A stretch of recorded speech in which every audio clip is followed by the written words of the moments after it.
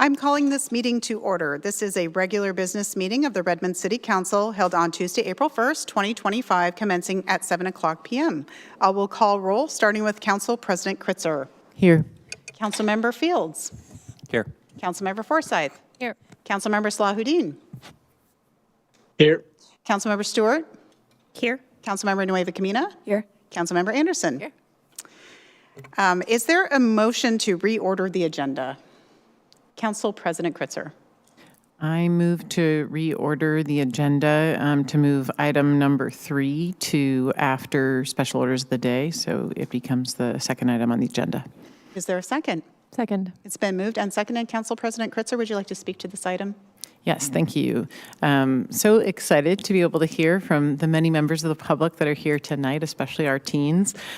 We do on the consent agenda have a couple of new commissioners that we want to swear in, so we're just going to move that approval to before, so that way we can have a long, nice listening session with our public after that, and allow our commissioners to get sworn in and head off to their families or sit and listen. Thank you so much. Any other comment on this item? I will take a voice vote. All those in favor, say aye. Aye. Aye. Any opposed? Motion carries. So we will do the special orders of the day, then the consent, and then the items from the audience. Thank you, everybody. So the first item on the agenda is a proclamation for National Poetry Month.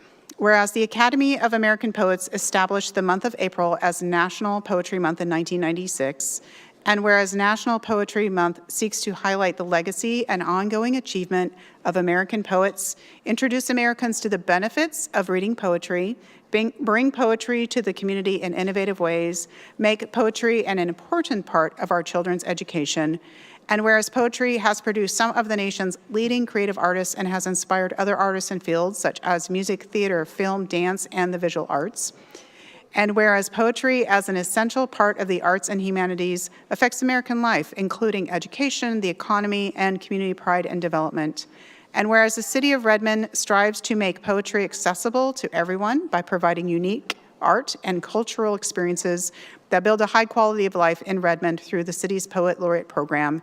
And whereas Redmond invests in poets and literary organizations through grants, partnerships, and commissions. And whereas the Redmond Poet Laureate program produces a variety of opportunities for residents and visitors to build a more literate and understanding community through poetry.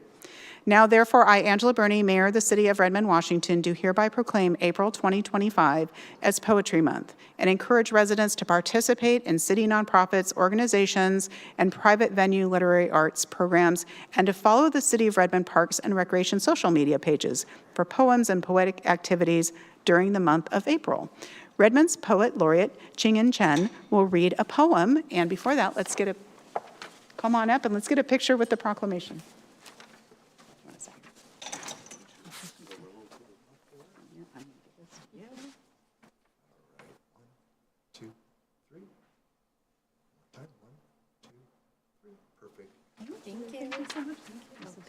Thank you. Okay. And I will turn the mic over to you. Thank you. Let's wait till Chip wants to record you. So. Okay. Got it.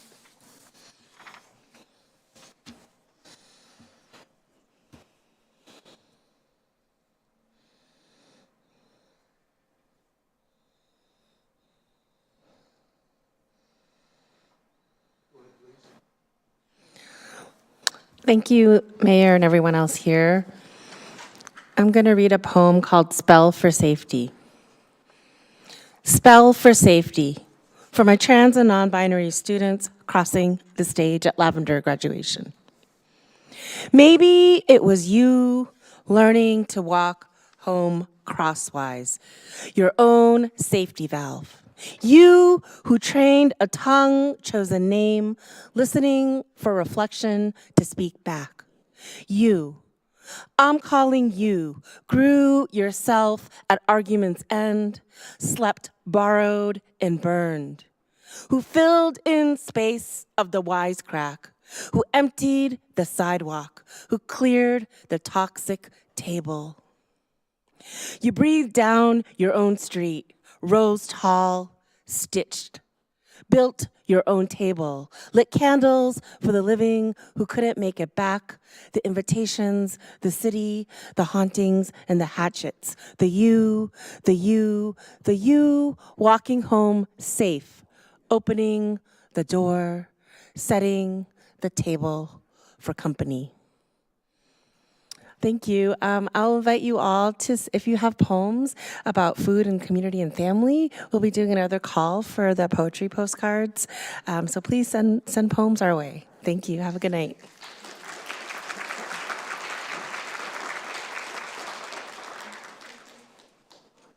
Thank you so much for sharing that beautiful poem with us tonight.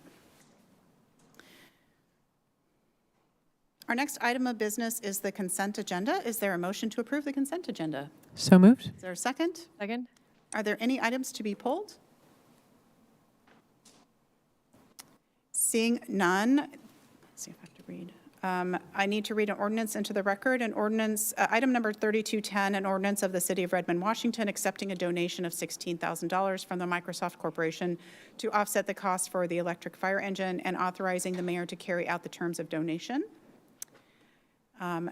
With that, there's no items to be pulled. I'm going to try a voice vote tonight, even though we have one remote participating. All those in favor, say aye. Aye. Aye. All those opposed? And motion carries 7-0. And with the passage of the consent agenda, we have board and commission members to swear in, and we'd love for all of them to come up to the front. And if they have family members that want to take a picture or watch the swearing in or record it or whatever, please also, feel free to come up to the front as well. Come on up.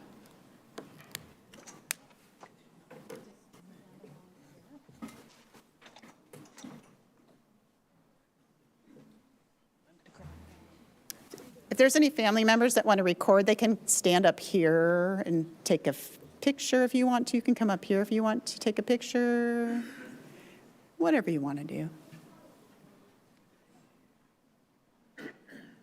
Do you want to stand, like if you stand right here, I think you can get a good picture? No, yeah, down there, right there. If you,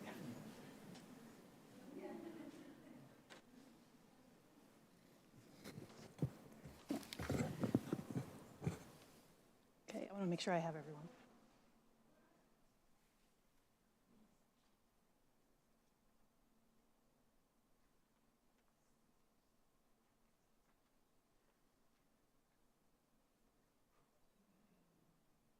Can I get each of you to say your first name so I make sure I have everyone? Stuart.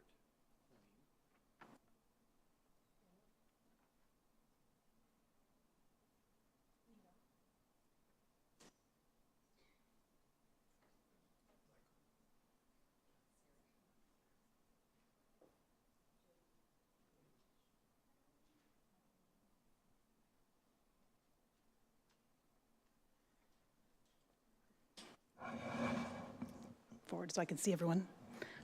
Okay, I'm going to do the swearing in for everyone at the same time.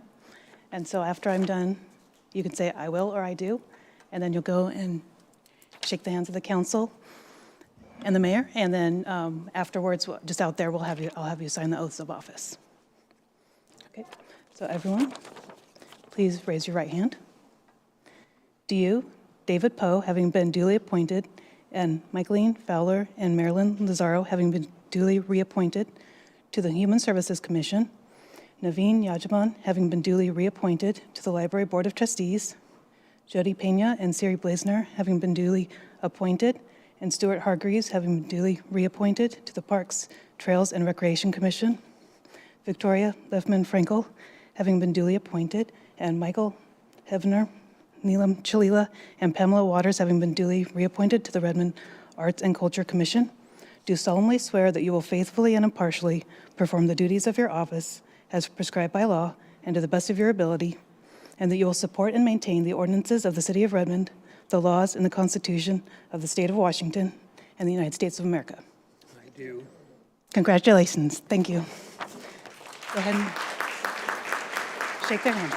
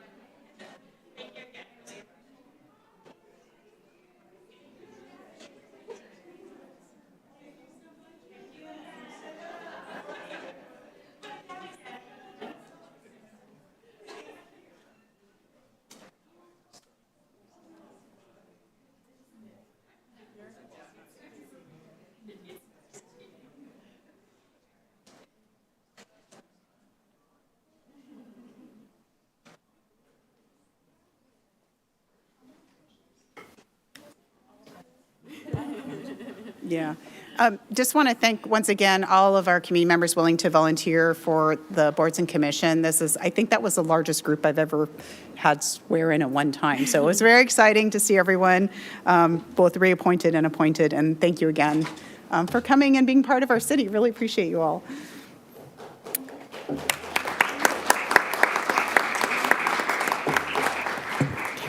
The next item on the agenda is items from the audience. I have the sign-in sheet for members of the public to speak tonight. When I read your name, you will come up to the podium and have 3 minutes to address the council. Council members generally will not respond to comments or questions directly at the meeting. Members of the public are welcome to email the council anytime at mayorcouncil@redmond.gov. The views stated by members of the public do not represent the opinion of the City of Redmond, and as a reminder, RCW 4217A555 prohibits any public comment during the council meetings in support or opposition of ballot propositions, measures, or candidates. All comments must pertain to the City of Redmond business as indicated on the sign-in sheet. There are 27 individuals signed up to speak in person, and 1 member signed up to speak online. And I have a statement about the Teen Center to read prior to the testimony, just to clarify some things. So the teen programs are being relocated from the old Firehouse Teen Center to the Redmond Community Center at Marymoor Village and other facilities due to substantial long-term challenges with the building. This decision follows comprehensive facility assessments of the old Firehouse Teen Center, which found issues that go beyond routine maintenance. The building is currently safe for occupancy because of our careful maintenance protocols, and facility conditions have not been contributing to daily safety concerns.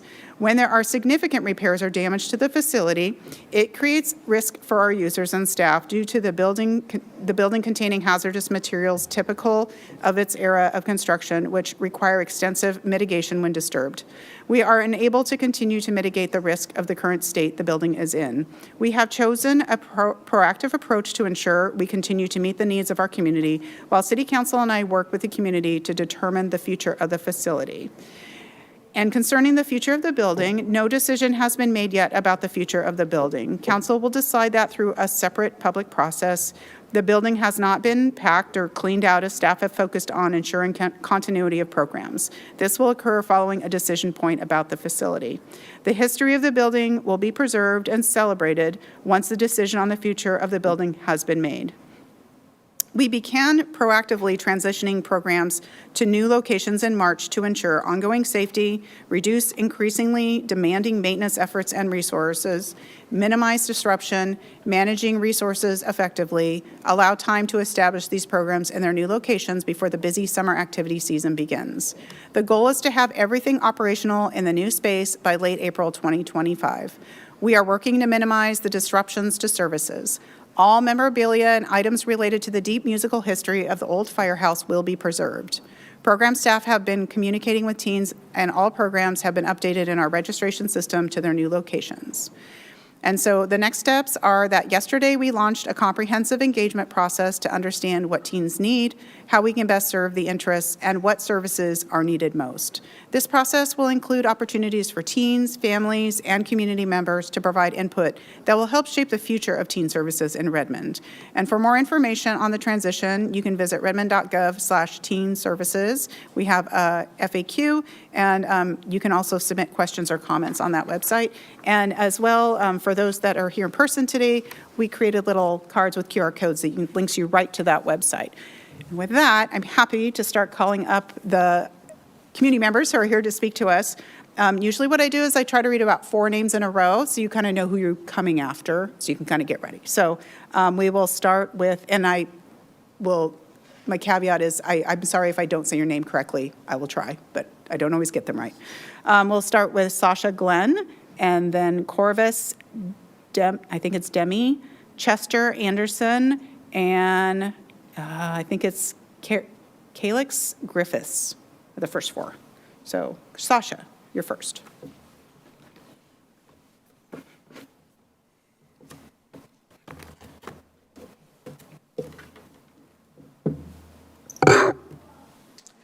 Good evening.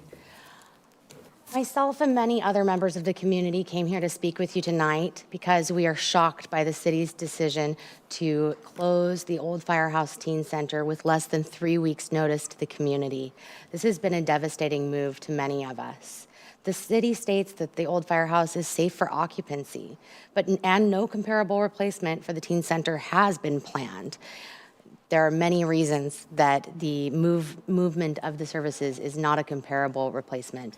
Just one of those reasons being that there is no digital recording studio in place and no concert venue that is comparable. The building, which sits on a lot that's worth over $5 million, is a historic part of the Pacific Northwest. The public demands that you engage in a transparent process prior to closing the building.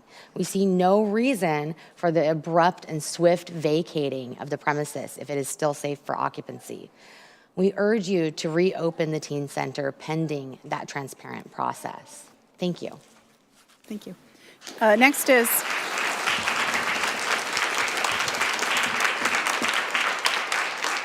while I appreciate all the applause, we actually don't allow there to be cheering or applause or booing or anything like that in council chambers, so I would ask that you refrain from that. Thank you. The next is, I think it's Corvus Denny, correct me please, Chester Anderson, I think it's Onyx Griffiths, if I read that correctly, and then Forrest Cole. Hello. Before I start, I wanted to say that I have not done public speaking in a very long time, and so please forgive me. Oh, yes. Just, you can tip it Is down. that better? You can, Where? like, push on the top of the mic, like to get it closer. There you go. Here? All right. Okay. Before I start, I wanted to address that I have not done public speaking much before, and so to please forgive me for any mishaps that I may have. I wanted to address how this place has affected people personally. I think that conserving history and being able to go to a place where you've experienced former positive memories is extremely important, and that destroying this place will have huge emotionally negative impacts on everyone. For the years that I have gone to school, I have been bullied my entire life. For my disabilities, for the way that I present how I look, and for my religion. I have been trying for 2 years to be able to go to middle school and get by with a decent chance at a good life in the future. However, it got so bad last year that I missed too many days of school, and in order to complete my education for 8th grade, I had to transfer to online schooling. In online school, I have no way to connect to anyone as I'm not comfortable making friends online. So I remembered when I went to the teen center for the first time, and it was like something just clicked into place in my head. First time I went was 2 years ago. I have met some truly amazing people here, people like me who respect me and see me as a person. And I know that it's the same for a lot of the others who go here.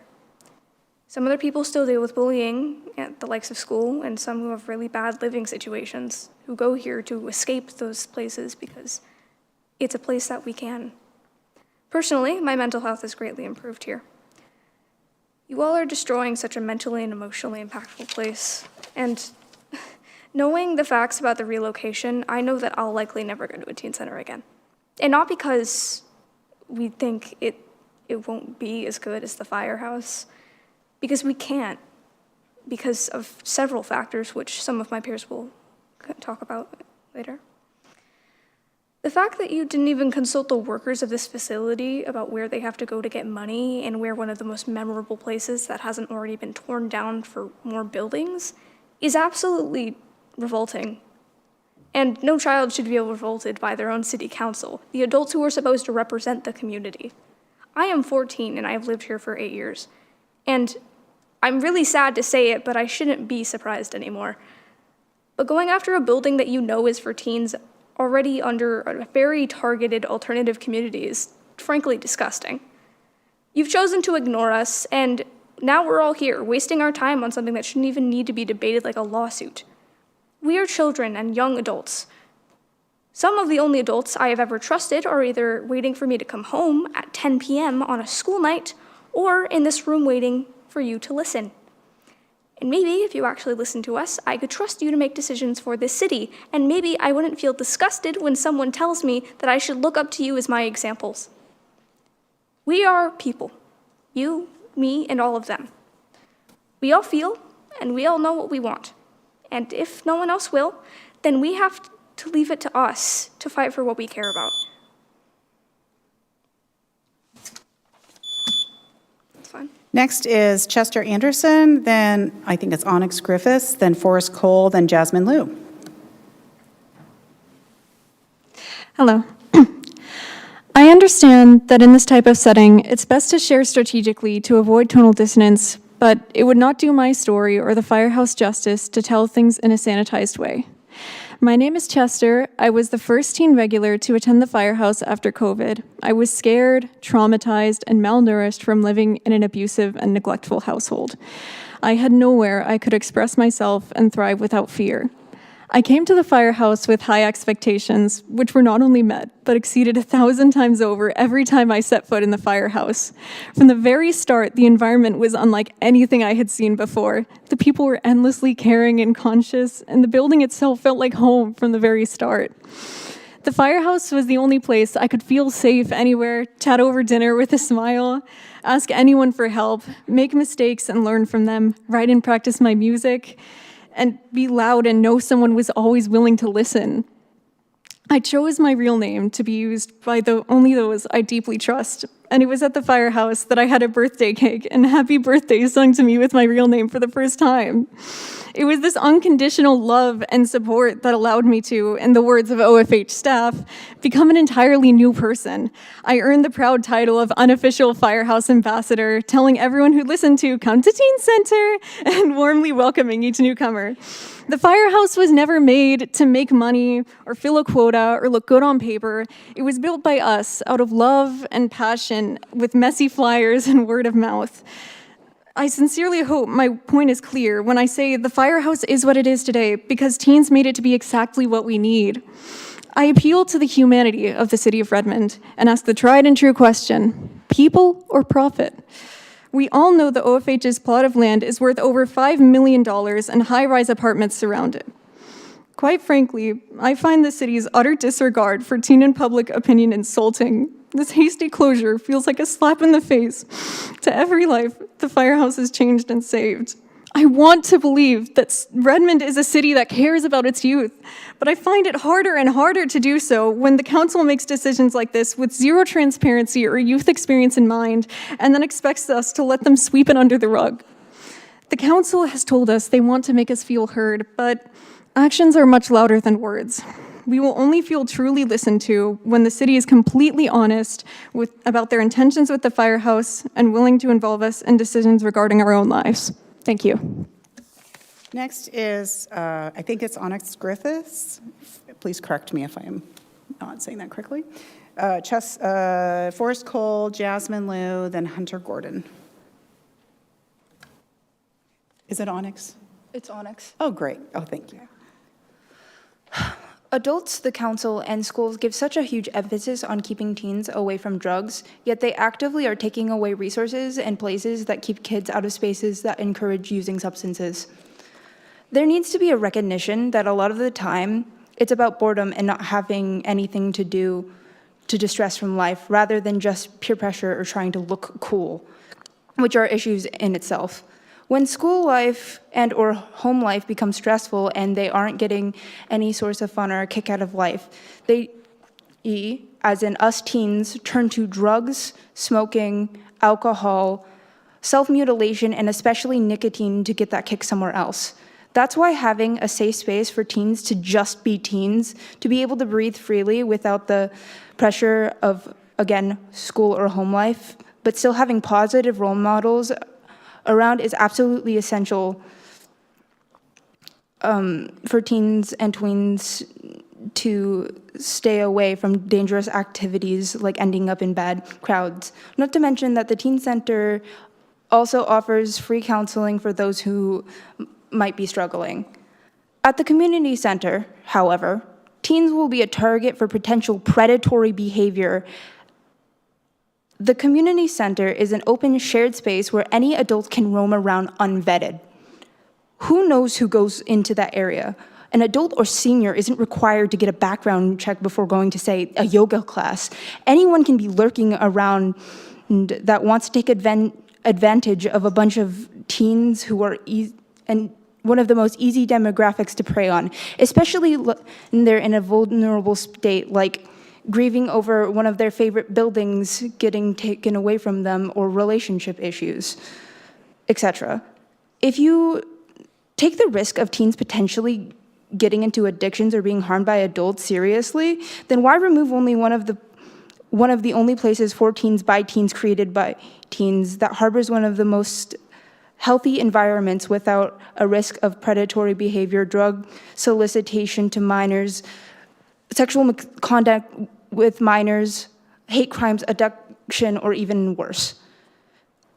There are very little, if not any, spaces for teens to explore the music or art scene, especially in the alternative variety, without the threat of being put into bad or otherwise uncomfortable situations. As it stands, the Old Firehouse Teen Center is one of the longest-standing all-ages venues in Washington by a long shot, and it is because of the safe environment and that it's changed so many people's lives just by being able to go to these shows without the threat of being harmed. I urge the City Council to try to find a better alternative or find a way to save the Old Firehouse. I'm not here...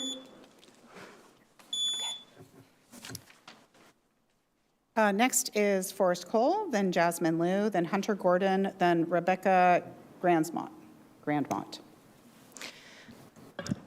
Hello, my name is Forrest. I'm 16, and I am a resident of Kenmore, Washington. You're probably wondering why the hell a guy from a city half an hour away is at this meeting today. Well, I've been coming to the Redmond Teen Center for about a year and a half. I first found it as a way for me and a few friends to play music, then started coming once a month, then every few weeks, then once a week, then every few days. Which means I spend a ton of time in Redmond. I take the long trek from Bothell, where my school is located, at least twice a week and head to my favorite place. I'd come in, hang out with friends, make music, study. Life got really hard at one point, and the only thing I ever wanted to do was go to the teen center and talk to the YES counselor and cry. Being a teenager is hard, but this place made it feel easy and fun for once. Both of my parents are working, and because of their busy schedules, cannot give me rides, which in today's economy sadly makes sense and is a case for a lot of kids. Therefore, I take public transit. I take 3 buses, resulting in about an hour and a half to 2-hour bus ride. I take buses to and from the teen center at least twice a week. That means I spend 6 hours a week on the bus, sometimes more. I really grew to love this bus ride. I think it's an absolute understatement to say when I heard about the teen center closing, I was devastated. I sat down with one of the staff and was just crying for the entire time the teen center was open. This place I had learned to love music, this place I had felt supported in, was going to be gone in 2.5 weeks. The staff told me there would be a new location, that they'd be moving the programs there. I looked into it and saw there was no feasible way for me to get to Marymore Park by public transit, even with the incoming light rail. My access to the teen center has been entirely cut off, and an essential support system of mine is no longer accessible to me. The current location of the firehouse is in downtown Redmond, an 18-minute bus from the high school, an 11-minute bus from the city hall and library, a 10-minute walk to the town center, and a 10-minute walk to the new light rail station. It is right where the teens need it to be, and by moving our programs to Marymore, you are ripping away resources from teens that need it. The more you strip your city of its culture, of its third place, of its third places, the more you see grades drop, crime go up, drug usage skyrocket, the more you will see your city start to hate you. I know every single one of you were teens once, and I know you all felt soul-aching boredom. I know you all felt the soul-aching boredom having nowhere to go, walking down the street and seeing business owners look at you like you're some sort of liability for being 16. The teen center was the only place I have ever been that has never felt like that. I know this isn't the first time the city council has attempted to shut down the firehouse, and I know it won't be the last. But as long as the old firehouse exists, there will be teens there to fight it as hard as they can. Fight to keep it as hard as they can. The last thing I'll say is, Jeff Hagan always told me I had a steady head on my shoulders. The rest of the staff told me some variation of this at different times, but they always believed in me. I hope they can hear it when I say it is because of their support and their presence that I am standing here, that I am still here. Thank you. Next is Jasmine Liu, then Hunter Gordon, then Rebecca Grandmont, then Kim, I think it's Glorio, but I'm not sure. Jasmine? When I first entered the firehouse, it was just after COVID. I was shy, lazy, and I didn't really have much happiness in my life. At first, I was drawn to the historical aspects of the firehouse. The fact that I was in the same building that Mudhoney and Modest Mouse played in felt insane to me.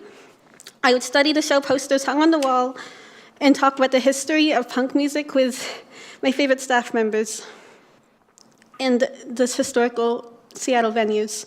It gave me one of my first historical interests, and soon I became acquainted with everyone at the firehouse. I would walk in there every single day with a smile on because it was my favorite place in the whole world. Sorry. Soon I started taking music classes, art classes, whatever I could do to keep myself in that building because I felt a lot better than home.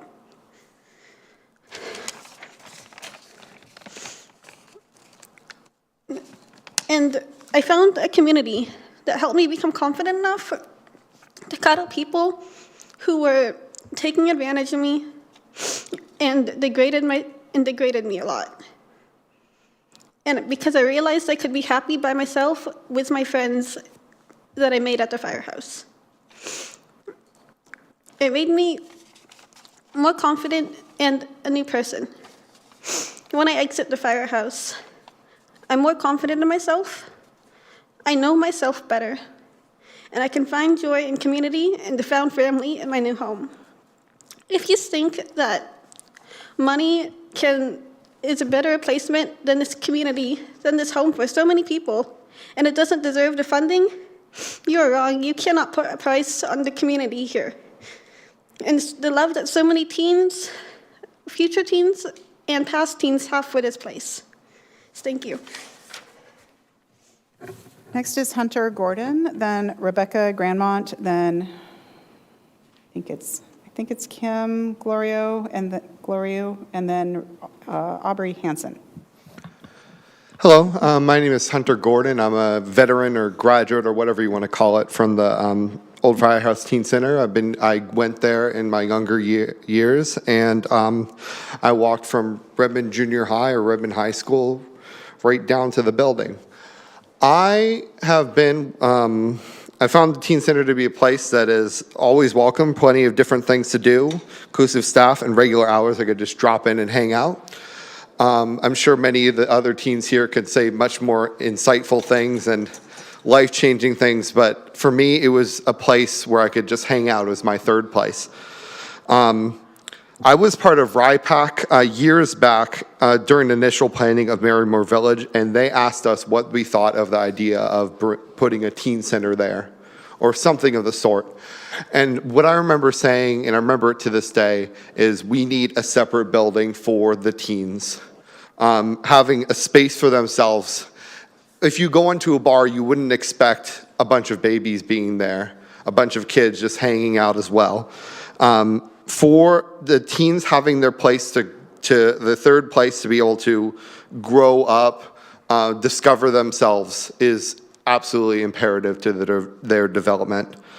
I have also walked with the stroller down to Marymore Village. I went to the sing-alongs, and that place is not accessible to people to walk down. There's a part of the sidewalk you have to walk across the street for. You have to kind of walk sideways to get across the street, and I very much worry about people getting hurt through that space, trying to get to the new location. Thank you. Next is Rebecca Grandmont, then Kim Glorio, and then Aubrey Hansen, and then Chris Glorio, I think. Hi. I have a teenager that attends Redmond High School and has been going to the firehouse for the past 2 years. I can tell you with absolute certainty that this place has had a huge positive impact on his mental health. I'm sure the plan to relocate the teen center's various programs was well-intentioned and devised as a way to keep the services and spirit of the firehouse intact. Unfortunately, some vital information was missing from the decision-making process. Primarily, the teens served by the firehouse were not asked for their input, and their voices have not been heard. Secondly, what makes the firehouse so special is not simply the individual services it offers, but the feeling of community that he provides by having everything together. Tonight, I ask you to consider the fact that the firehouse is worth far more than the sum of all of its parts. By finding new homes for the programs and activities and sprinkling them throughout the community, you'll be taking away the core of what makes this place so special. By taking things away from this historic central location, you'll be taking the magic it makes along with it.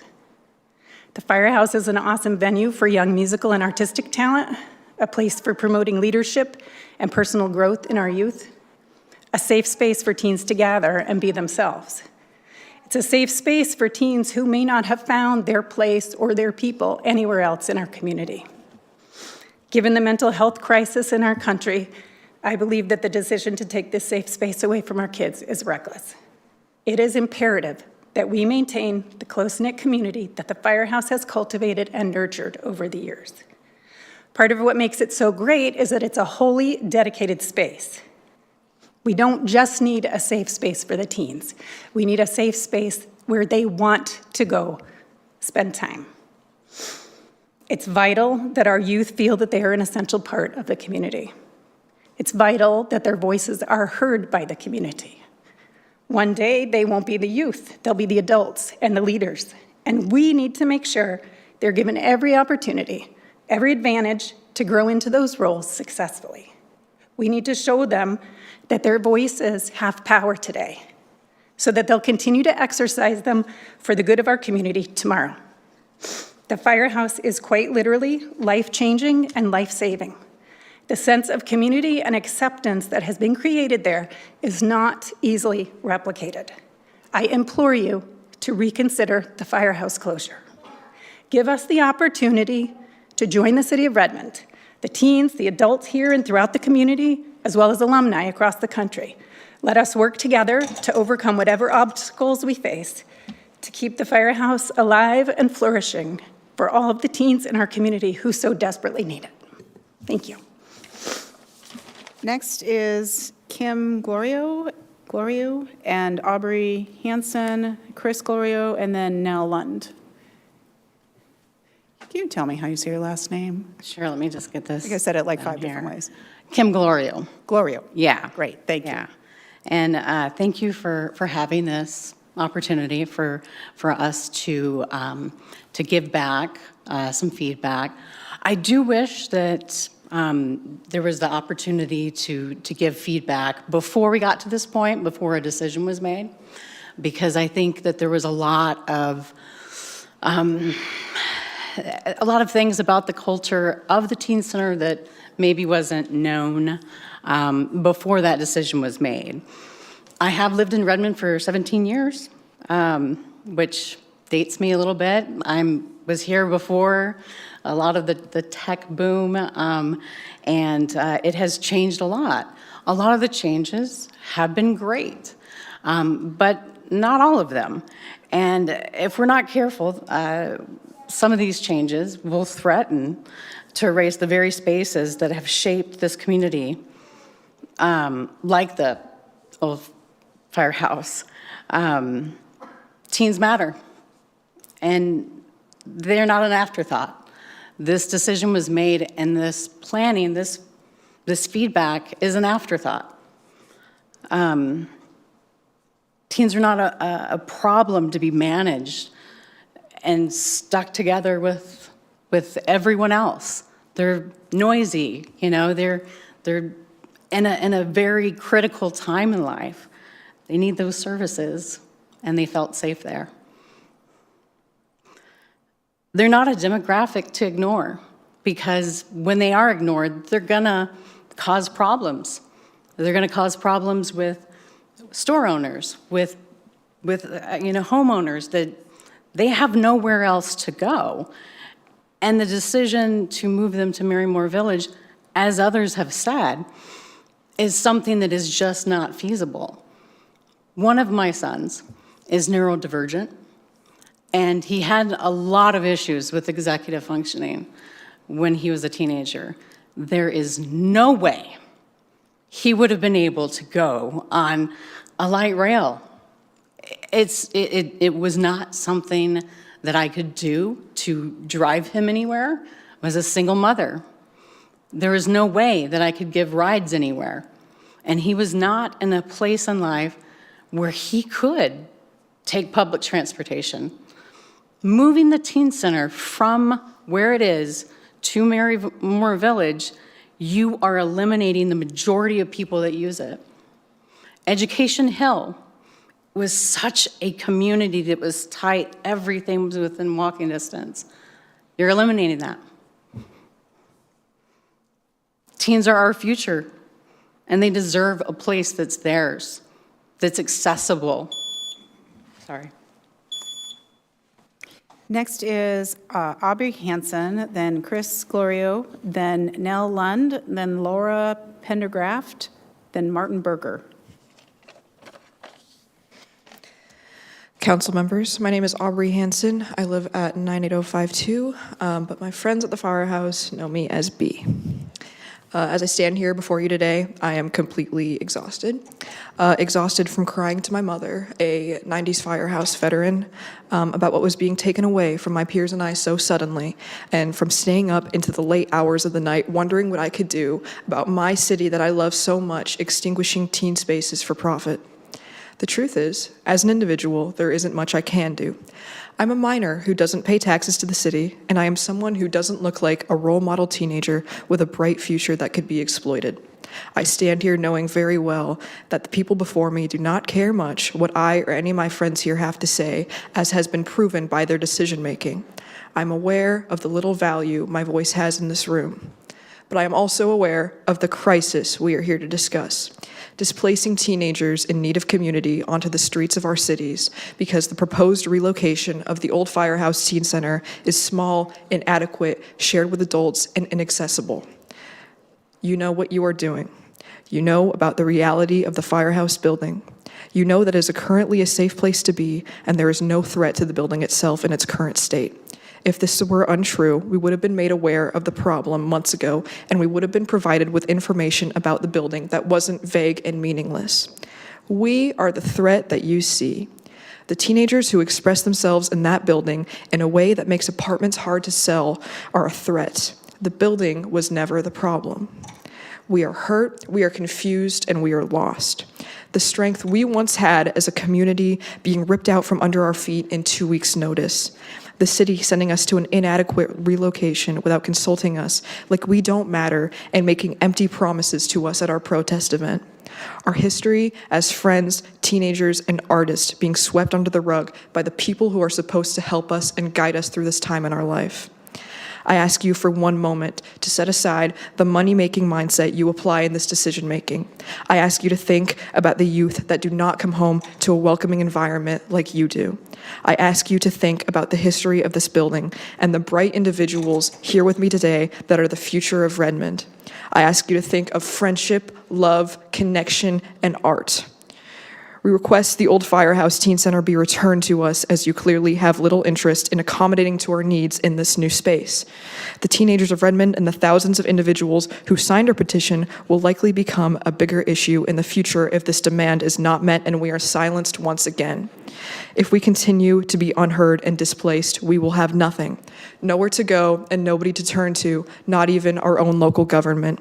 Our community and our home will be taken from us. We do not ask for much from you as youth, but we will ask relentlessly for this. We will not. Next is Chris Glorio, then Nell Lund, then Laura Pendergraft, then Martin Berger, then George Zimmett.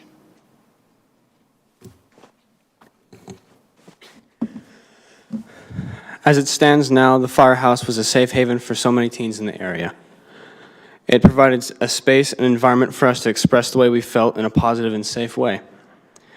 This has been said many times before, and I won't stand here and pretend that these feelings are unique, but that should only be more of a testament to the fact that this truly does matter. There are many people in here that share these views. I believe that there are many flaws about how this process has taken place. The disregard for public opinion on this matter and needless haste with it all shows a lack of caring what we have to say and a complete lack of compassion by its city officials. As the teens of Redmond, we have been told that it is understood that we are shocked and negatively affected by this change, but we have not been shown that the people perpetrating this change care about what we have to say about it and what our beliefs about the solution should be. The transition to Marymore Village should indefinitely be a temporary fix. If the firehouse is truly unsafe, as you say it is long-term, put in the work to make it safe again. We can fundraise it. This is not a poor area. I must also make the following clear. The Marymore Village is not the old firehouse. It will never be the old firehouse. The old firehouse is its own thing. It has cultivated a community that will be broken if you take this away. And I say you as in the organization. There's not a plan as to what to do with the firehouse building. Why? Why take it away now if you don't have a plan? I have lived here my whole life, and Redmond. I've lived here my whole life, and Redmond doesn't have the firehouse. Oh, God. I have lived here my whole life, and the Redmond that doesn't have the firehouse is not the same Redmond that so many of us have come to know and love. Thank you. Next is Nell Lund, Laura Pendergraft, Martin Berger, George Zimmett, Sophie Emil.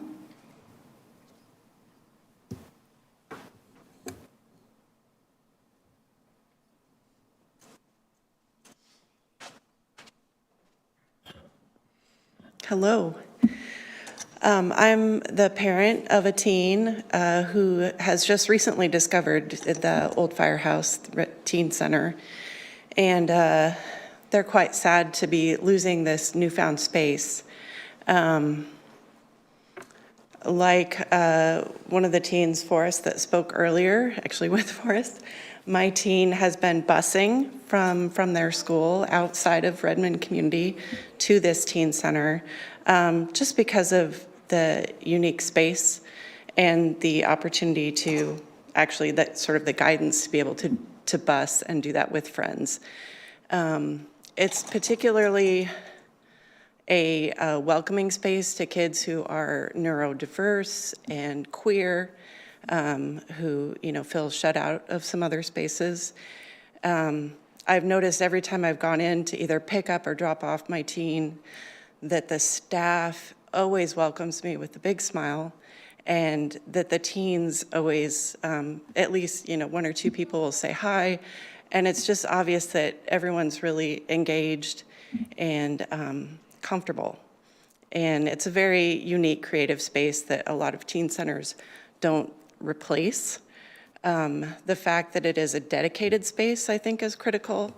The fact that it's transit bus accessible is critical. And I looked at the FAQ page, although I do appreciate the input, the work that's gone into that, it does seem like an afterthought. Clearly you have a lot of kids here with leadership skills, and it would be great to engage them as much as you can going forward. Thank you. Next is Laura Pendergraft, Martin Berger, George Zimmett, Sophie Emil, Daniel Kathler, and then Jade Cook. Good evening, Madam Mayor and council members. I'm Laura Pendergraft, and both my granddaughter and my daughter have used the teen center in the past. And I'm here tonight on behalf of citizens young and old that are concerned with the sudden closure of the teen center. Although I'm not a resident, I did work for the city of Redmond for 17 years licensing businesses. And during that time, I always felt that due process and public discussion was part of any major decision that was made by the city. And the way that this decision has been handled is not the Redmond that I was once proud to work for. The old Redmond Firehouse is a cultural landmark that has served as a music and art venue, offering a wide range of activities, workshops, and counseling for teens since 1992. And the city is fast becoming a maze of apartments and multi-use high-rises. Do you really want Redmond to lose this iconic landmark just for the sake of the almighty dollar? Because let's be real here, that's what I feel like is happening. I hope you're not going to let this happen, because if you do, you are responsible for the transformation of Redmond into a reserve for only the wealthy and devoid of the idiosyncrasies and complexity that makes the city great. You'll turn Redmond into a city without a soul. It will just become unremarkable, and that is really sad, and not the city that I was once proud to work for. Thank you.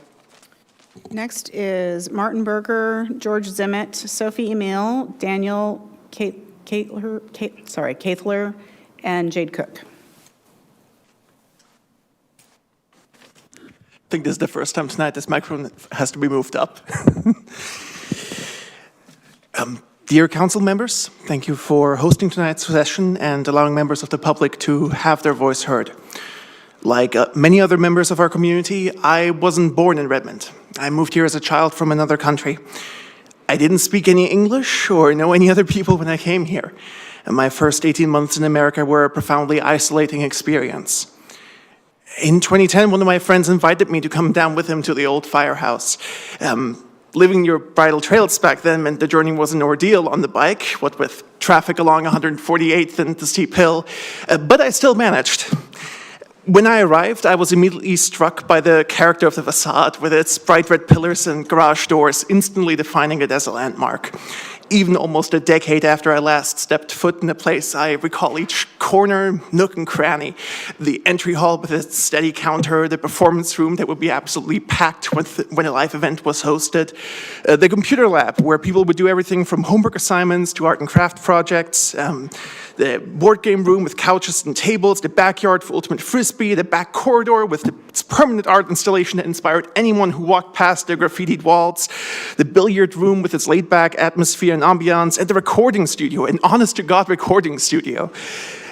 For over 5 years, the firehouse was a place where I could go and belong. I made countless friends. It was a space where I could just be myself and be accepted as a peer by teens and staff alike. Anyone could do anything, from putting together a drawing session to cooking performance, musical collaboration. My friend Riley Babbitt, who cannot be with us tonight, founded the GURPS role-playing club with a USB stick that had shareware character creation software on it. He started a movement that has endured to this day. Staff were the most amazing people anyone could have asked for, even back then. We've had lots of testimony tonight attesting to their enduring tenacity and capability. This has always been this exceptional place. This is not a recent phenomena. They were adults who took you serious for who you were, listening to your ideas and concerns with complete sincerity. I would not be here today if it weren't for the unconditional acceptance and love I experienced from the community of the firehouse. What made the firehouse absolutely essential was the ability for everyone and anyone to come and be a part of our community.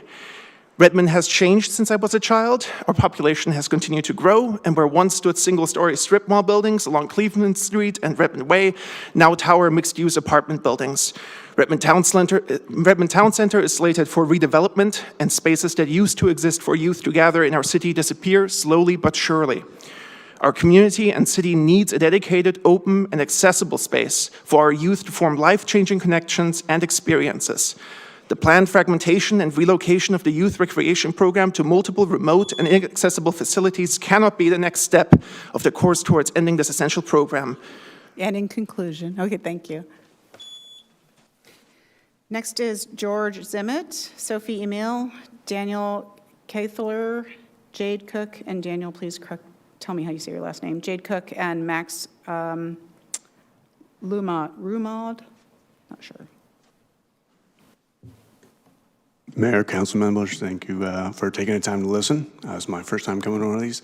I just wanted to participate in my community. I just wanted to bring up that the closing of the old schoolhouse, my kids took classes there. It seems rushed, as people have expressed, not exactly logical if there's no impending danger. I wanted to express that I get a little confused as to what's going on with the development around Redmond, because regardless of how you feel about the Plymouth House development was chaotic and not according to what people wanted it to go with. And now this is happening again in kind of the same pattern. So starting to get a little concerned with how decisions are being made. It makes me suspicious that there is a plan and we don't know about it, or you won't tell us, and that might not be true, but this is the pattern that's developing if we can't have public input and talk about it. And I'll just close with, and if that comes at the cost of all these teenagers who came up here, I would never have done that when I was a teenager, but coming up here and voicing their opinion, trying to support their community, that would be like the worst travesty that could come out of that. So I really would love some transparency as to what is coming, why it closed so quickly without a public debate if there's no impending thing. So just some transparency for the community as a taxpayer and a voter. So thank you very much. Next is Sophie Emile, Daniel Kothler, is going to correct me on that name, Jade Cook, and Max Ruhlmad.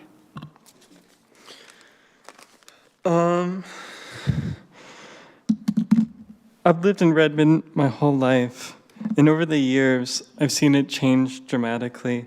So many of the places I grew up with have been replaced with faceless apartment buildings time and time again over the years. Places all over Redmond that people have gone to make memories for life, meet friends for the first time, are only memories now. It's concerning, really. It feels like more and more parts of Redmond that have been staples of its unique identity and personality have been replaced with the incentive of money being more important. Through the years I've went to the Teen Center, it's become clear to me that it's a generator of giving love, friends, memory, safety, and personality to the people who attend it, which is really invaluable. The Teen Center is an epicenter for culture in Redmond, especially for the youth. Closing it will decide the direction Redmond's future is going in, of choosing money over its own identity. It seems that if this decision goes through, Redmond in the upcoming years is just going to become a plastic, soulless version of its former self. Next is Daniel Kothler, then Jade Cook, then Max Ruhlmad, and then Wolf Adriatico.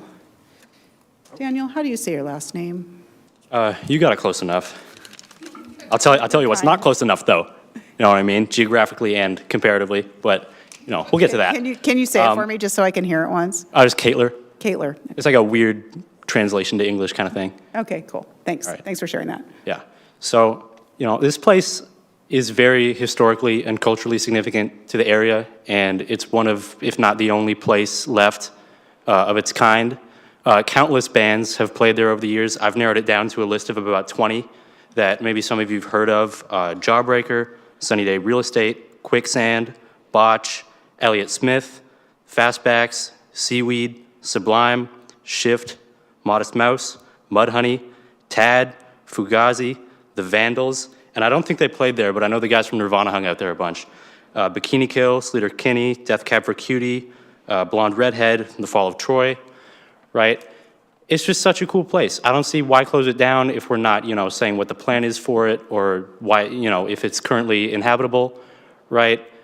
Because we don't need more, you know, overpriced coffee shops or apartment buildings or condos or everything. You know we have too much of that already, you know? And I think my friends here are going to touch on some more important topics later on, but yeah, that's all I got for now. Next is Jade Cook, then Max Ruhlmad, and then Wolf Adriatico, and then David Morton. I'm Jade Cook. I'm a senior at Redmond High School, and I haven't personally been to the Teen Center in a couple years. But when I heard the news that the city council was shutting it down with no viable plan, no replacement, no public comment of any sort until after the fact, I was outraged. I still am. I think that the process that the Redmond City Council has gone through is truly messed up. They stated that they were doing something and then asked for comment. And look at all of us now. Imagine how many of us would have been here if we had notice. If we had more than 2.5 weeks to gather our forces, to gather the people that love and care for this place. A few years ago, I came out to my dad as transgender. He was not supportive, and my life was ruined. I was very close to committing suicide. The teen center was my savior. Many here before have said that it has saved lives, but in my case, it literally saved my life. Jeff, in specific, was my savior. He would constantly reassure me and comfort me when I was feeling down. However, with the movement of the Redmond Firehouse and the teen center to Marymore Village, I will no longer have access to that resource at all. Marymore Village is completely disconnected from the rest of downtown. It is on the other side of State Route 520, which requires crossing either 3 highway ramps or walking 50 minutes around State Route 520 on Avondale, which we all know is very unsafe for pedestrians, cyclists, and for children and teens. Moving it to the teen center moving the teen center to Marymore Village puts it in the middle of an industrial complex. Even with the light rail and all the apartments that will spring up, it will not be safe.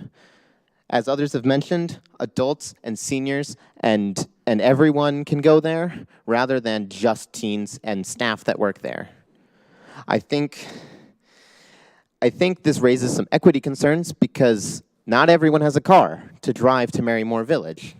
Not everyone wants to make the 50-minute walk from the transit center to Marymore Village because there is no bus. The 269 does not run there. What's next? Downtown Plaza? Are we getting rid of that too? Thank you. Next is Max, I think maybe it's Rollman. Yeah. Oh, I finally got it the last time. Thank you, Max. Thank you. Next, and then Wolf, Adriatico, then David Morton, then Michelle Dias. Gotcha. Full disclosure, I am staff and a member of the City of Redmond, and the views expressed are my own and do not reflect the city.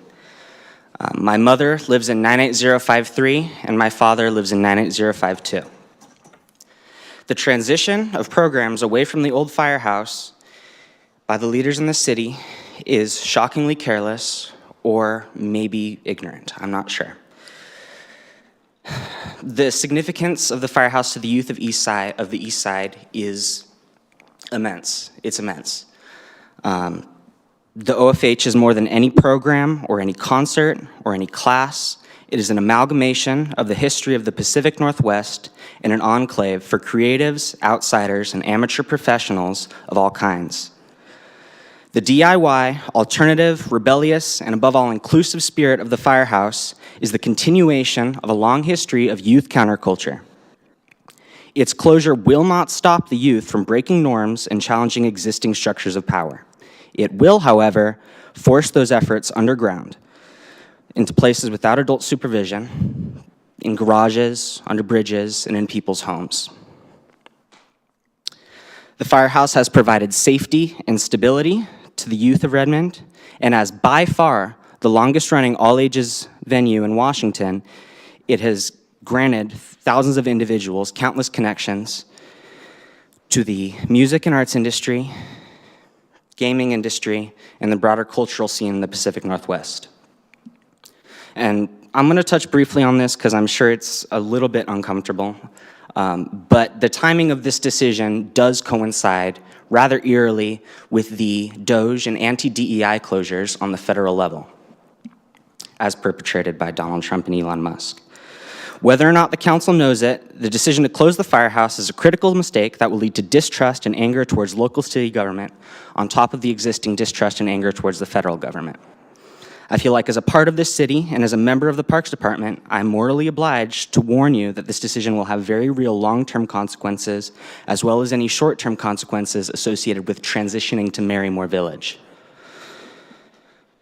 The location and spirit at the firehouse gives teens a space to be independent of the social forces prevalent in school and at home, and no community center made without this in mind will ever be even close to sufficient. The location at Marymore Village is absolutely inadequate. The drop-in space is small and lacks any features that would drive teens to actually spend time there. The performance space in the lecture hall is a complete joke and will not support anywhere near the kind of music that we've had at the OFH. And the lack of a teen kitchen means that teens will lack access to the food supply that has made a difference for so many. Arguably most importantly, it is not a dedicated teen space. Marymore is sterile, corporate, and entirely inadequate for the kind of high-quality programs we've been offering for decades. I've had my time at the OFH, and it saved my life, as I'm sure it has countless others. In conclusion, thank you. Yep.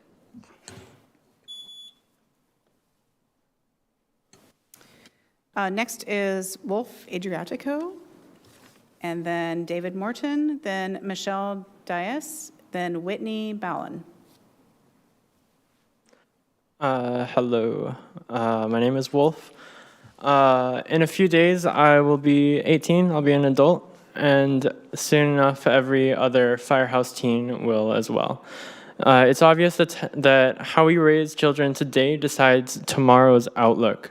Despite going to the old Firehouse Teen Center for only a year, it's been one of the most impactful influences in my life, and the most positive without question. There I was given agency I never had before, making music and hanging out with like-minded creatives and with other teens who share my experiences and my struggles. It didn't push me to be my best self. It came naturally because of the people there and the welcoming environment that just felt lived in, and you can feel the history there, like the moment you walk in. Every day I could go and not have to think about school, which chipped away at my identity over the years, my mental and emotional health, and who I am as a person. I lost myself, and I reached a breaking point where my ideations of suicide almost became reality. I couldn't attend normal school. I didn't talk to anybody, and I had nowhere to be until I found the old firehouse. Just looking at the new community center in Marymore just throws me back like into school, retreading my lowest lows. It has no identity, and you expect us to find ours there. The old firehouse was our only escape from dreadful reality. We don't want to finish the school day just to walk into somewhere just as bland and soul-sucking. We want somewhere we belong, somewhere we can put down the facade of being okay without feeling cast out. Don't take that away. And just one question, what will tomorrow look like? Okay, next is David Morton, then Michelle Dias, then Whitney Ballin, then Cheryl Lobby.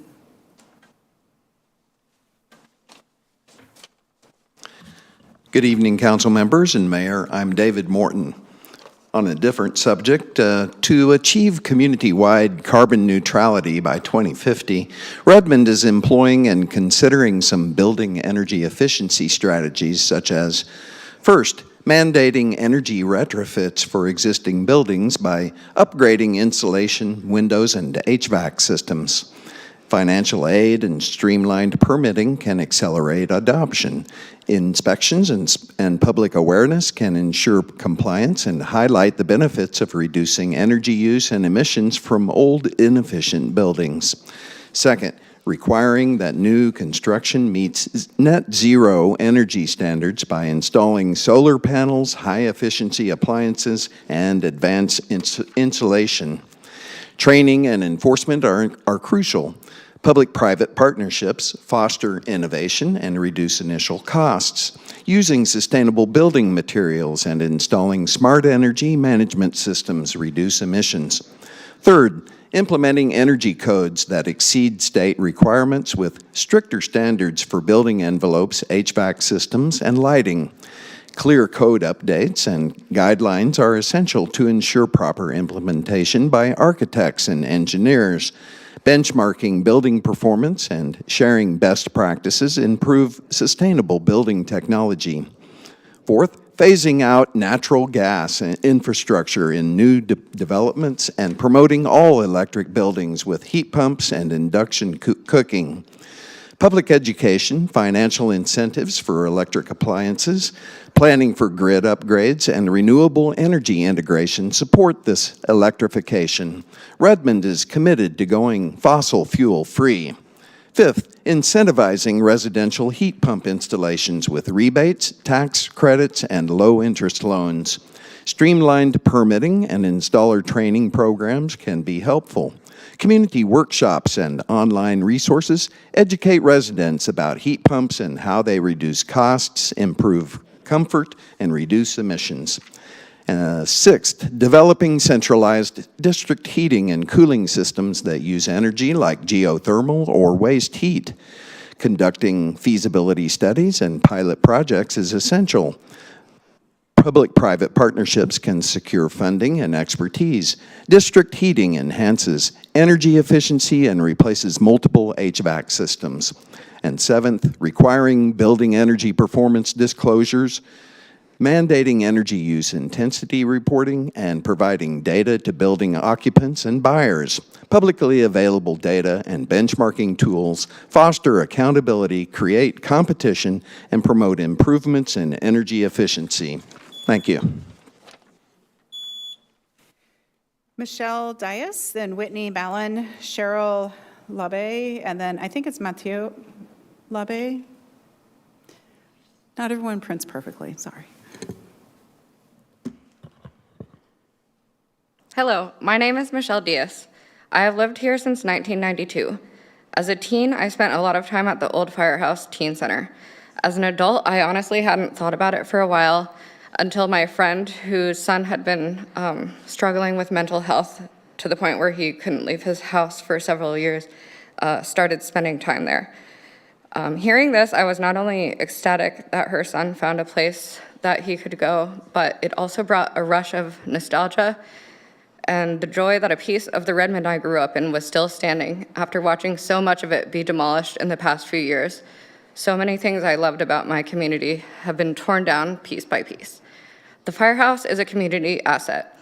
It's not just about having classes to attend that can be moved to a community center. It's about having a community to belong to, positive adult role models for teens that may not be interested in sports or school elections, a place to explore their interests in a free and welcoming environment and have a chance to pursue them without judgment or pressure, giving teen bands a chance to perform on a stage, young bands that may not possess the talent to be booked for a gig at a professional venue, bands that might honestly be horrible, but given the chance might develop into something great.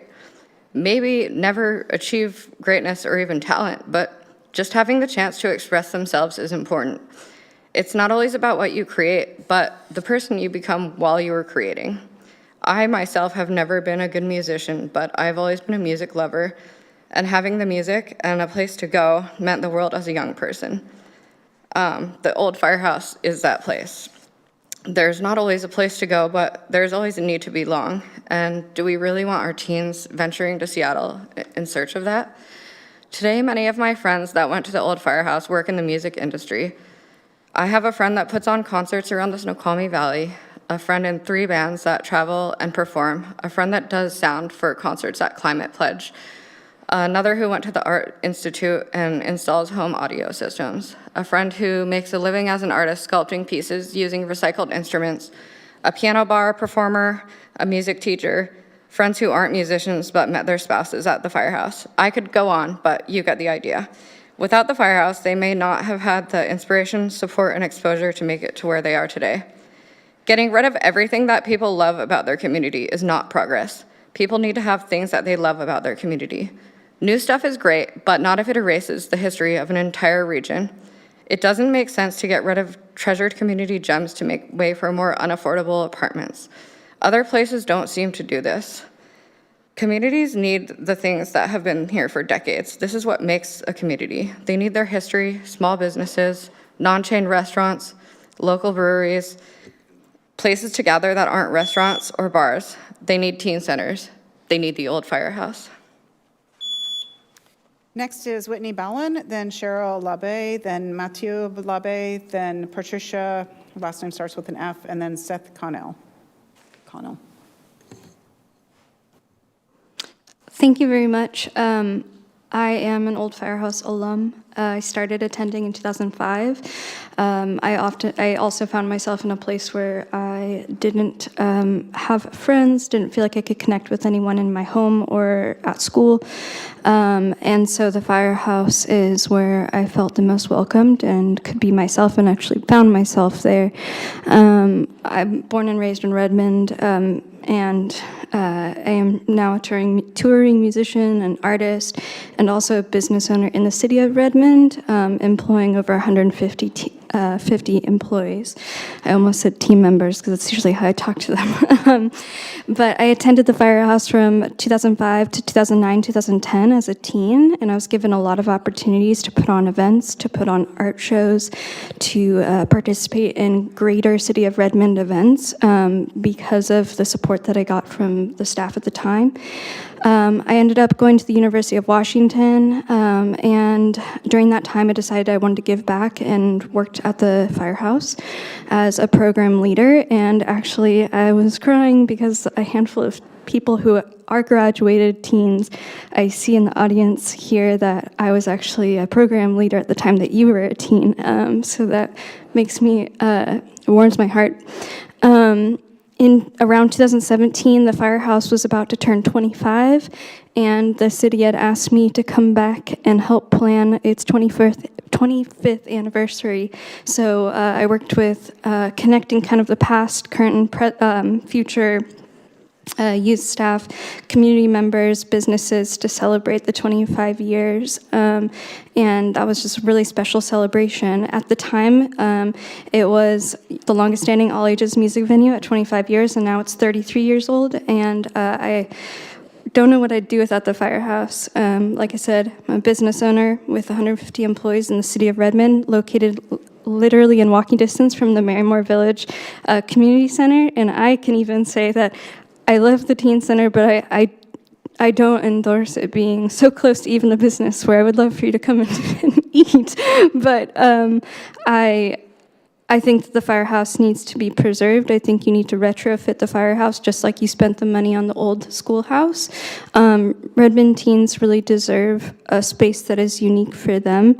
Redmond needs to continue to stand out against all the other cities around us as a vibrant, creative community that is diverse, and that's only going to persist with teens like you see here today, speaking out, being able to have a creative space. Redmond teens are the heartbeat of the future of Redmond, and we should invest in them. Redmond has the opportunity right now to really invest in that space, and yeah, that's it. Next is Cheryl Labbe, then Mathieu Labbe, then Patricia, last name starts with an F, and then Seth Connell.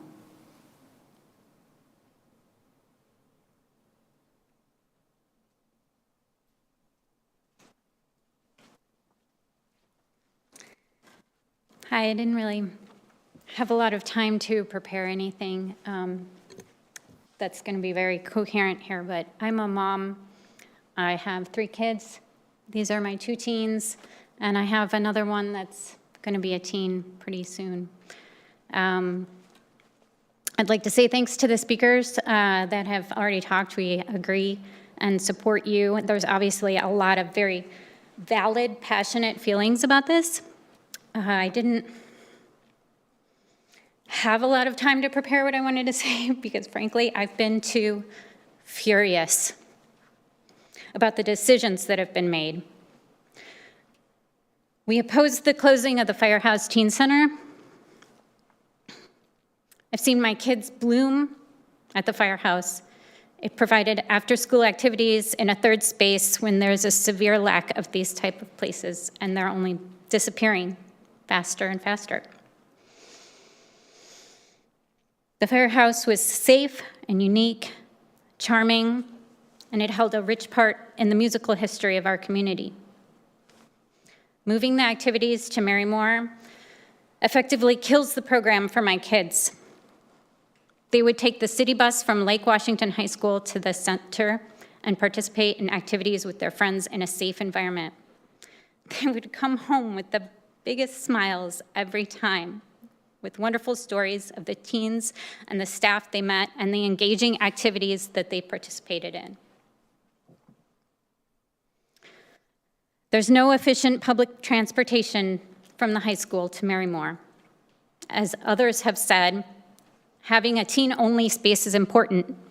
And if you've ever taken an exercise class in either of the community centers in Redmond and been sneered at or videoed without consent during a class, you know exactly why it's important to keep our teens safe. In addition, these kids have greatly lost interest in any of the activities that are not in a space for all teens. The firehouse is a special place that not only added a unique charm to our community, but a valuable service and live music venue. What has been proposed as a replacement for the programs is unacceptable and does not work for our family or my teens' friends. Someday, very soon, these kids will be voting adults, and they will not soon forget what was torn from them. Have anything you'd like to add? Thank you. Matthew Labbe?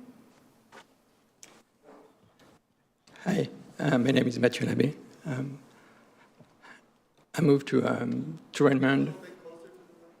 Yeah, I moved to Redmond before my kids were teenagers, believing the commonly said lie that the suburbs were a great place to raise family.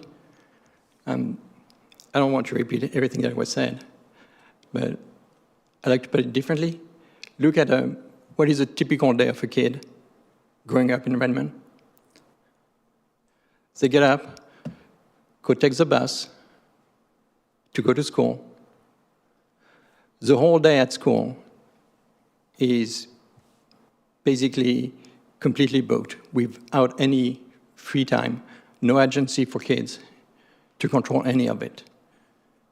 The whole lunch break, which is the most free time, is 20 minutes, which is barely enough time to do anything than just eat. And then any extracurricular is after school. There is no bus to go back from school to home, which means that to do any extracurricular at the school, you need to have, you get a ride from your parents, because the school will kick you out before the end of the normal business day. So the only place where kids can have agency and control and be safe that I know of in this town is a teen center. Because they can go after school on the bus with friends and be there until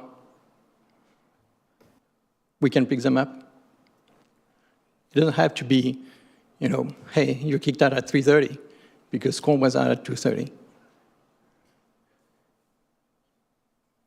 Because there is also no public transit to go from downtown to every place in Redmond. So you kind of need to wait and be there until after business hour when parents can come pick you up. And the proposed Marymore is not an appropriate substitute for kids to have a safe place with agency.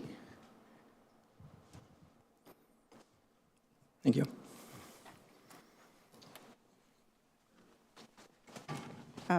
Patricia, last name starts with an F. Patricia, thank you. And then Seth Connell.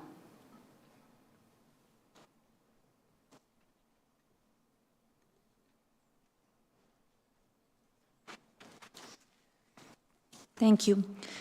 I don't want to repeat what many others have said, so I just will keep it short.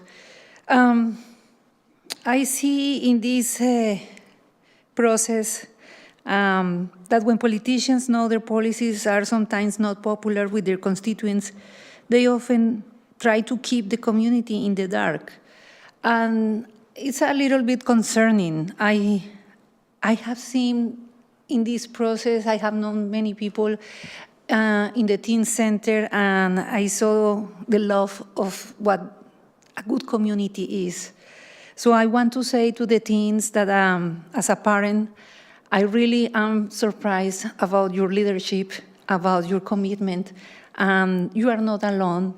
And I hope that the leadership of the city of Redmond, I hope to reconsider this decision, because you rely on the trust of the community, and that trust, if it's eroded, is not good for anyone when transparency is lacking.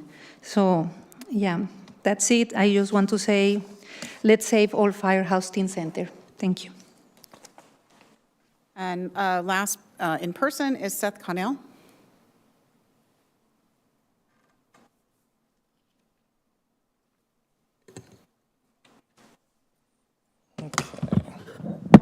There we go. All right, let's see. So first, thank you, City Council members, for hearing your community's concerns, and thank you to everybody who has spoken here tonight. I grew up in Redmond, up the hill from Mary Moore in the 90s, and frequented the old firehouse in my youth. It helped me come out of my shell and develop social skills that helped me thrive as an adult. When I heard about its hasty closure, I felt compelled to come here and speak. My 25-year career in construction has gifted me unique insight to the matter at hand regarding the old firehouse.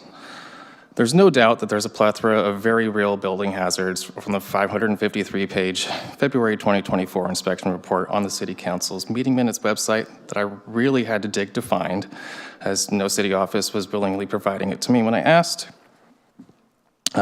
Stuff such as, removing or retrofitting the asbestos-laden stucco, peeling lead paint, installing HVAC systems to replace just the heaters and windows, repairing the roof, and much more. The projected cost at that time was just over $2 million, certainly higher now.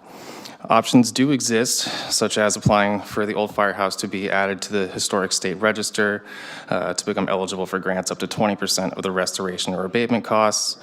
That application requires the permission of you, the city, to be able to submit it. I beg for you to at least consider that as an option for helping pay for any retrofits needed.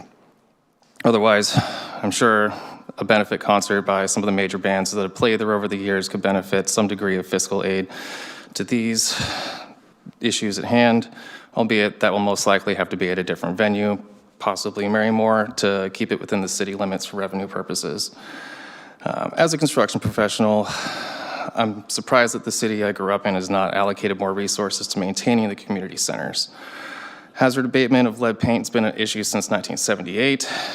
Asbestos was officially deemed unsafe by the EPA in 2024, but it's long been known as a hazardous material worthy of remediation.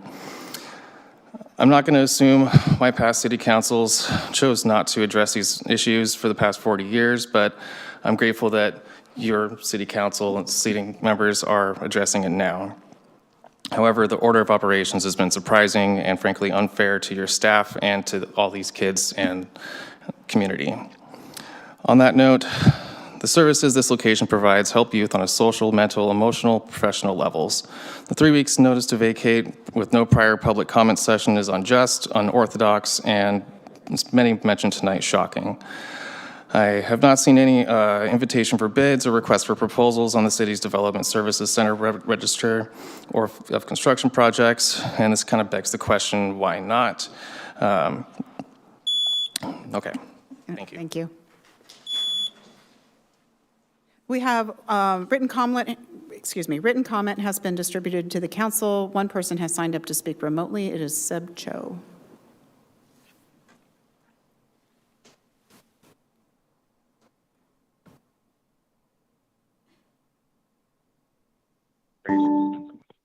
Hello?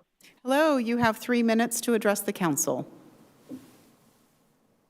Great, thank you. Can you hear me clearly? Yes, we can. Thank you. Thanks to my amazing mom who is there tonight in my stead, she first brought me to the firehouse. 3,232. It's the current number of signatures on the Save OFH petition, and I invite you to imagine all these people in the room with us now. I'm a Redmond born and raised 30-year-old who became a firehouse kid in 2008 and returned as an adult volunteer in 2022. The firehouse changed my life by providing a sanctuary for me that kickstarted not only my career as a professional musician, but gave me a sense of agency and a dedicated space that has grown into civic responsibility. I want to focus on why the alternate spaces you are proposing are completely inadequate to deliver teen services. I would have never hung out or played a show at these places because they are objectively uncool and uninspiring. We all know it. With my degree in architecture from Columbia University, I've spent the past 8 years designing community spaces like OFH. As architects, we spend our lives developing the skills to design spaces that have even an ounce of the atmosphere that the firehouse naturally has. It's impossible because history is priceless. Even if we ignore the fact that the Mary Moore space is inaccessibly far, even with the incoming light rail, and we focus on the interiors, there are dozens of iconic design elements that OFH has that these new spaces lack. Lighting, material palettes, ceiling heights, circulation pads, the iconic roll-up garage doors promoting an indoor-outdoor relationship, and the dungeon-like feeling of the recording studio. It's impossible to quantify architectural character. As a teen, I would stare at the layers of grime on the fan above the stage and feel more at home than my own bedroom. I would look at the scuffed floor and find the confidence to dance like a weirdo or see a flyer on the wall and imagine my favorite band posting it there 30 years ago. The aura of OFH is priceless and exceeds reason. Even if you aren't familiar with subcultures, you must see why the sanitized, soulless spaces you're moving teen services to are an insult compared to OFH, which has been a sanctuary for freaks, geeks, outsiders, poor kids, queer and trans kids, neurodivergent kids for generations. There's a reason we feel safe at OFH and not the Redmond Library. The funds it would take to transform these alternate spaces to an OFH equivalent would far exceed the budget to simply improve the existing building to standards. Do you really want your political legacy to be closing one of Redmond's last iconic spaces? Rather than digging in your heels and shrugging that it's a done deal, please join us. Put yourself in our shoes before you are hardened by the realities of budget constraints. It's obvious we've already won in the court of public opinion, and we've drafted a set of community-led demands on saveofh.com. Thanks to Seth's sleuthing for the obscured facilities assessment, it's clear that we can fundraise together to pay for the building improvements to save OFH. Thanks for hearing us. Thank you all. Items from the audience is now closed. And just as a information, I think most of you know, we are having a study session on April 22nd. We'll be discussing a lot of this. And it's not a public comment period. It's just the council discussing it with staff. But you're more than welcome to attend in person, listen online, or on RCTV. So please reach out if you need more information on how to listen to that. And we'll continue to take comment via email or mail if you do those things. But obviously, no decision has been made other than to move the teen programming to Marymore Village for the most part. So please stay tuned. Thank you. The next item of business is a staff report. Are they in the, is my staff in the room? There they come.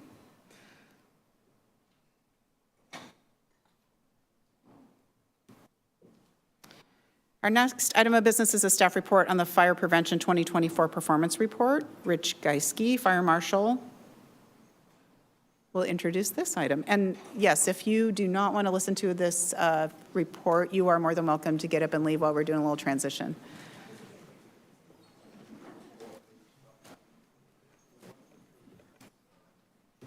Excuse me, Mayor. Yes. I'd like to request a 5-minute break so that we can transition. That's a great idea. Let's take a 5-minute recess. Thank you.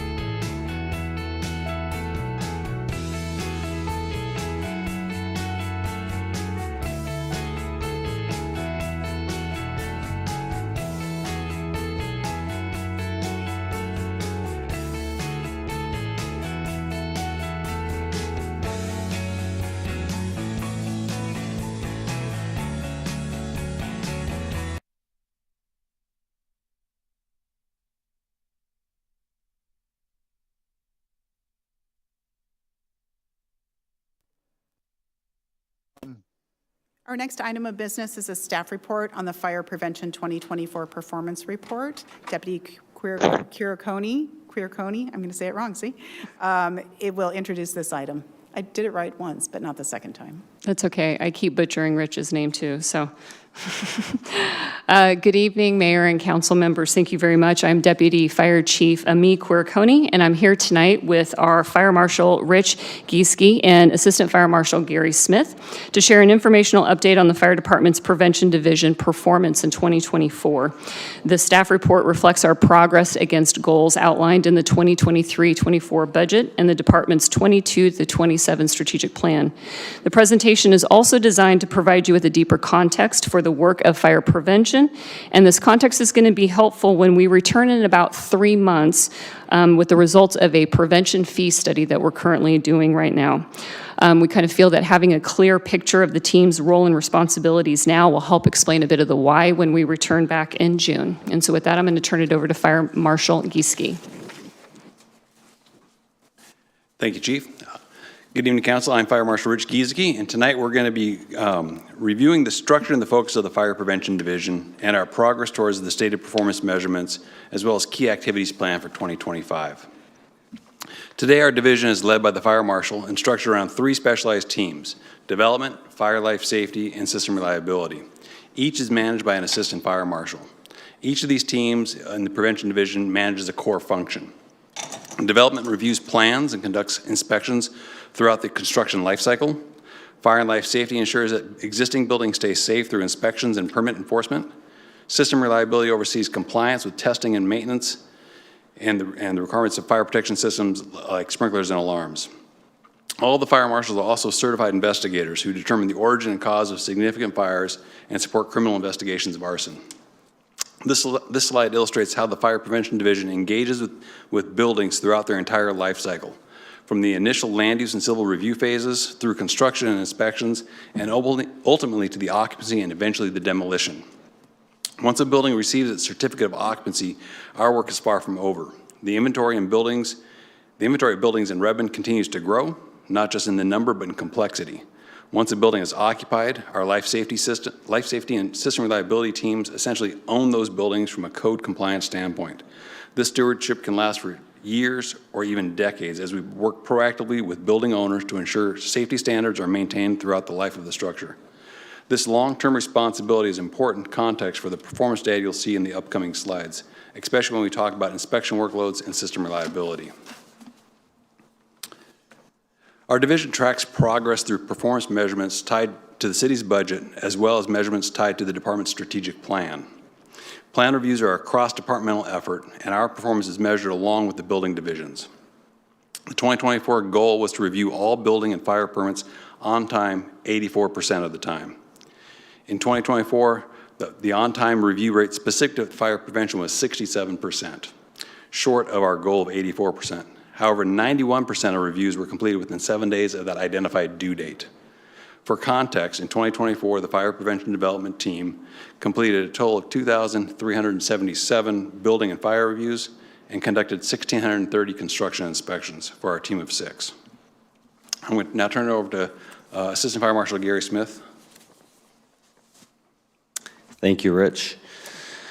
Good evening, Council. I am Gary Smith, Assistant Fire Marshal. I oversee the Fire and Life Safety Inspection Program here for the city. Our inspection strategy is guided by NFPA 1730. It's our national standard that we follow. It stands for Organization and Deployment of Fire Prevention Activities. It outlines how often we should be inspecting based on risk level. There's 3 different risk levels we target. We have a high-risk building, and those are typically buildings with higher risk activities like hazardous materials or buildings that lack fire protection systems. These would typically be inspected annually. We have moderate risk buildings, and these are inspected every other year. And then we have low risk buildings. These are typically protected with sprinklers and alarms and are inspected every 3 years. These standards help ensure that we are aligning our limited resources to focus where the risk to life and property is highest. In 2024, our goal was to inspect 53% of the city's total commercial and mixed-use buildings. while our actual performance was closer to 42.6%. While we continue to face capacity constraints, our team prioritizes high-risk occupancies and follows NFPA 1730's guidance to ensure our efforts are both effective and defensible.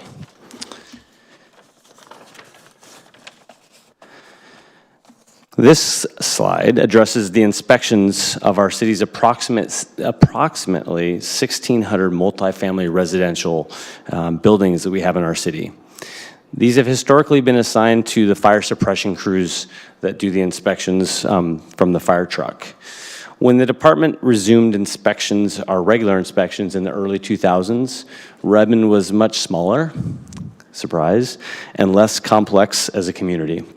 At that time, the responsibility for inspecting existing buildings was divided between prevention and suppression staff, with multifamily housing being assigned to the suppression side, so the fire truck crews would be running around doing those. That structure worked when call volumes were a bit lower and training requirements were a little less. But today, as council has heard in prior updates from Chiefs Whitney and Freeman, our suppression crews are managing significantly higher emergency call volumes, along with increased legally mandated training hours. And as a result, multifamily inspections are not occurring at the level they should be. This is more than a staffing issue. It's also a safety and equity issue.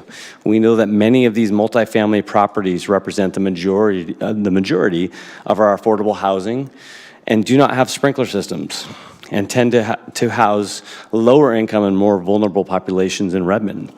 That makes them higher risk for fire prevention perspective, and it underscores the importance of ensuring consistent and proactive inspections by our team. So I'm going to pass this back over to Fire Marshal Rich Gieske. Thank you, Gary. Now, the next couple of slides look at our strategic plan measurements related to the System Reliability Program.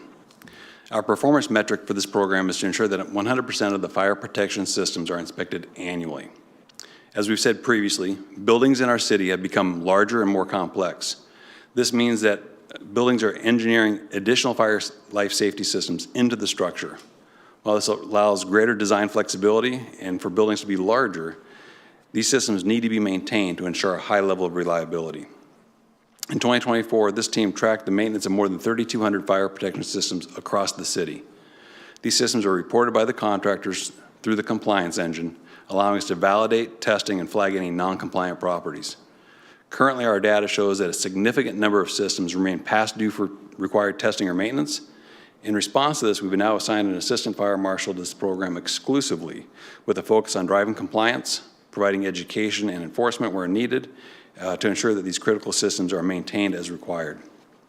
As Redmond continues to grow and code requirements evolve, this program will remain a vital part of our prevention strategy. These next slides should look a little familiar to you. They are from our regular Fire Save Loss report. Looking at the data over the last 6 years, we are still exceeding all the performance measurements related to our fire loss. This data represents 781 fires, with 737 of those fires being confined to the room or object of origin, 82 units that were displaced due to fire, out of more than 18,000 units threatened by fire, and $13.9 million in loss against $1.2 billion in structural value, as well as 0 fire deaths. In 2024, the department responded to 278 reported fires, with 48 of those fires being in the fourth quarter alone. Similar to 2023, cooking fires continue to be a leading cause of fires in our community.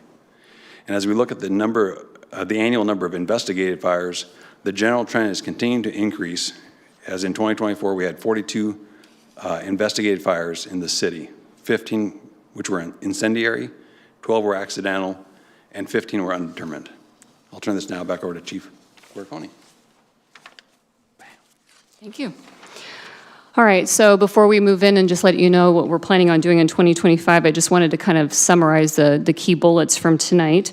First, our fire and life safety inspections of our commercial and mixed-use buildings have been focusing on high-risk occupancies, and in 2024 by also applying the NFPA 1730 standards. However, what we've noted is that staffing constraints still limit the ability to be able to achieve our full inspection that we're looking for.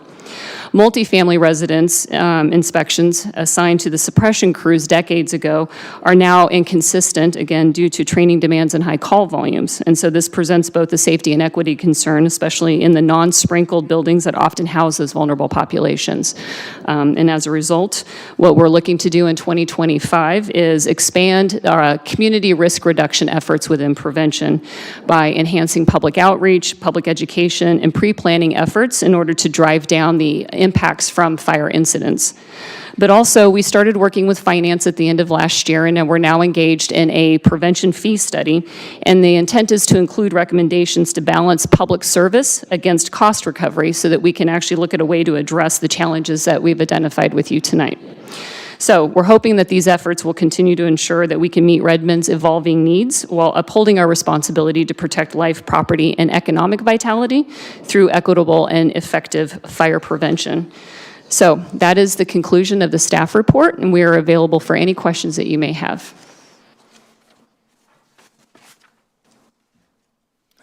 Well, first, I want to thank you all so much. I know that I was a little concerned about the length of the presentation, but you tightened it up and gave great information, so thank you all very much. Council members, do you have any questions? Councilmember Anderson. Thank you so much for this awesome presentation. Great work. I was going to give you a round of applause when you gave all the performance stats, of course. I have just one question on this that didn't really come out in the report. Can you give just an idea of the nature of some of the fires and if there are multiple firefighters on each one of those, or if it's just one, or if it's like a whole team or a large crew, multiple crews? So there's a couple of numbers. So the 280 fires that we responded to were those that came in for calls for service, and that's both here within the city as well as the district and other surrounding jurisdictions. Of those, 42 of them were large enough to require the investigation teams. So those would be typically larger than a kitchen fire, and so that would require multiple crews from multiple stations, as well as prevention staff then for the investigation and origin cause. Any other questions for our team? Thank you. No. Councilmember Stewart. Thank you so much for the report tonight, and I think there's a lot. There's a lot in here. So I have a few questions as we're getting to this point of the evening. I guess my first question is related to the inspection schedule. So it was maybe a year, 6 months ago that council first got an indication that something was off with the inspection numbers. They were not what we wanted them to be. And it takes a lot to come before this body and indicate, hey, we're not meeting the mark, and and to have an open conversation about it. So I do really appreciate you coming forward. As I read the materials for tonight, and as we discussed in committee a couple weeks ago, this is the first actually that we're hearing of it being a staffing issue. And then there's this number of inspections tied to these number of FTEs, and therefore it's a staffing issue. Is there anything else that could be, and can you give us a sense of how you're going to monitor this in 2025 to demonstrate that it is indeed I feel like what might be coming on in the future is an ask for more FTEs. And I'd like, if that is what's coming, I'd like to be able to have a couple years of data that really demonstrate that solidly before that ask comes before the council. So can you give us a sense of how you might monitor for that or other causes in 2025? That's a great question. Thank you for the question. We've been looking at this over the last year, trying to figure out how do we achieve the goals that we want to see within the community as far as the inspections, both on the development side as well as the annual inspection side. And a lot of that comes down to what is the inspection goal, and how does that comport with the capacity for our staff to do inspections and do them well. It's one thing to go out and do a very quick inspection and say, yep, I did that work. It's another to do a comprehensive inspection with the documentation and everything else. So we took a lot of time looking at how much work is it reasonable for a staff member to conduct. How many building inspections, how many construction inspections can they actually do? And we did that over a 5 or 6 year period. We looked and said, well, what were they doing? And what was the quality of that work? Were they entitled to the time they needed to properly do the research and the documentation to adequately do that work at the quality that we're looking to do. And that's how we came up with a factor, if you will, of what is reasonable work for someone on the development side of the house or someone on the annual inspection side of the house. So we made that pivot about 2 years ago to say that's kind of the reasonable work. And we've looked at our numbers over the last 2 years in the 23-24 budget, and those numbers hold pretty true. We're falling a little short of that goal based on the experience level and our workload right now. But we think the numbers are still solid. I think there's still some improvements that we can have, and we can be able to hit those numbers. And that's just a matter of, what do we want to do? How many buildings do we want to inspect on a regular basis as we go through the city?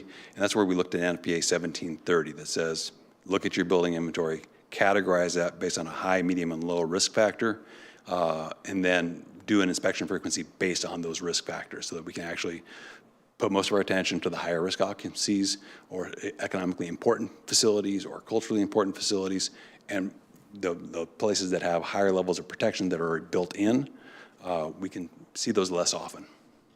Thank you so much. And so one of the questions in the original slide deck that you had offered to the council was, is there anything that we might want to see differently in the quarterly reports? I guess knowing that this is something that we are working on, this is a measure we're not yet where we want to be, and in the future we might want to make a change. I would invite, me personally, I would invite you all to include some monitoring in those quarterly reports so that we can be following along with your progress and be able to make an informed decision in the future if we get there with the staffing levels. Thank you. For sure. I think that's one of the things we've noticed is the fire save loss report that we've been presenting to you on a regular basis is just a small portion of the work that we do, and that's really the result of the work we do. It doesn't talk about that development side, the annual inspection side, or the system reliability side, which is really the proactive piece of what we do. So trying to expand your knowledge of what we do. I'm going to go with Council President Kritzer and then back to Councilmember Anderson. Thank you so much for the presentation, and thanks to our entire fire department for the amazing work serving our residents. I will just underscore one of the stats which you kind of flew over in your slides, which is 99.6% continued occupancy over 5 years. And that means we're, I think, as far as the other slide you had, that residents can return back to their place of residence within 24 hours, basically, in 99.6% of the cases. So that's amazing. Also, 0 civilian fire deaths. That's incredible, and just overall appreciate this incredible work on fire containment and everything there. I think just wanted to note in terms of the kind of things that would be useful going forward, I always find it very helpful to have the details about what we're seeing in trends, where we are seeing fires happening, and if there are any kind of emerging spaces. I know we've talked about in recent times, in the quarterly reports, kind of what are those incidents, and are they kind of a one-off, or is it something we're seeing a bunch of? I will note one of the things that just looking at the data on different fire incidences across the last 5 years, it seems like there was an increase in cooking fires, and maybe it's because people were at home more in the last couple of years. But anyway, that just as an example, I think that would be helpful for me in terms of understanding, and I think as we can use these reports annually as well as quarterly to be able to better kind of inform our public as we're seeing any trends and any kind of, I think every time using them as an opportunity for tips for fire safety is always helpful too. For sure, for sure. As we look at that data, I think we presented it in our safe loss report over the last several quarters, looking at the ENFR categorization of fires to see where those are occurring. And cooking fires, as you've noted, over the last 5 years have seen a dramatic increase. 3 or 4 years ago, they were in the teens, and now we're in the 50s per year as far as the number of fires. Luckily, we're seeing a lot of those occurring within buildings that have fire protection systems installed, so the damage and the displacement because of the fire is fairly low. But yeah, I think one of our gaps that we've identified over the last year is the outreach and the education. Right? How do we prevent those? Where are those occurring? How do we prevent those? How do we educate people about how to properly take care of fires when they occur on their stove? So, yep, we'll keep bringing that back to you. Thank you. Councilmember Anderson? Thank you. Specific to the question about additional information I'd love to see in this report, and I appreciate that some other council members have asked about staffing. That would be a very helpful understanding for us to have in terms of use of resources for fire prevention.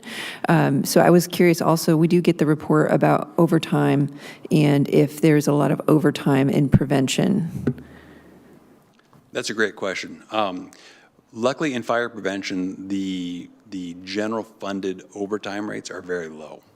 Typically, the overtime that we see is for fire investigations, for those after-hour fire events where our investigators go out to the scene for the origin and cause investigation. Okay. The other big area of overtime that we see is related to the construction industry for Right. after-hours inspections. A lot of people don't want us making noise with fire alarms during business hours, and so that's contractor reimbursed overtime that pays for that staff time to go out there after hours to do those inspections. Okay, do we have that sort of that breakdown in our reports for the Finance Committee? Are you aware of that? I don't know if we get that level of detail. Okay, I guess I'd just be curious about that, and it would be helpful for us to understand if, from the staffing perspective, if you're in need of additional staff for some of those purposes that you mentioned. And then additionally, I would love to see in this report sort of maybe an update on spending related to outreach and education in the community specific to fire prevention, so what we can do for ourselves in our own homes. That would be really helpful for our community. Thank you. Thank you.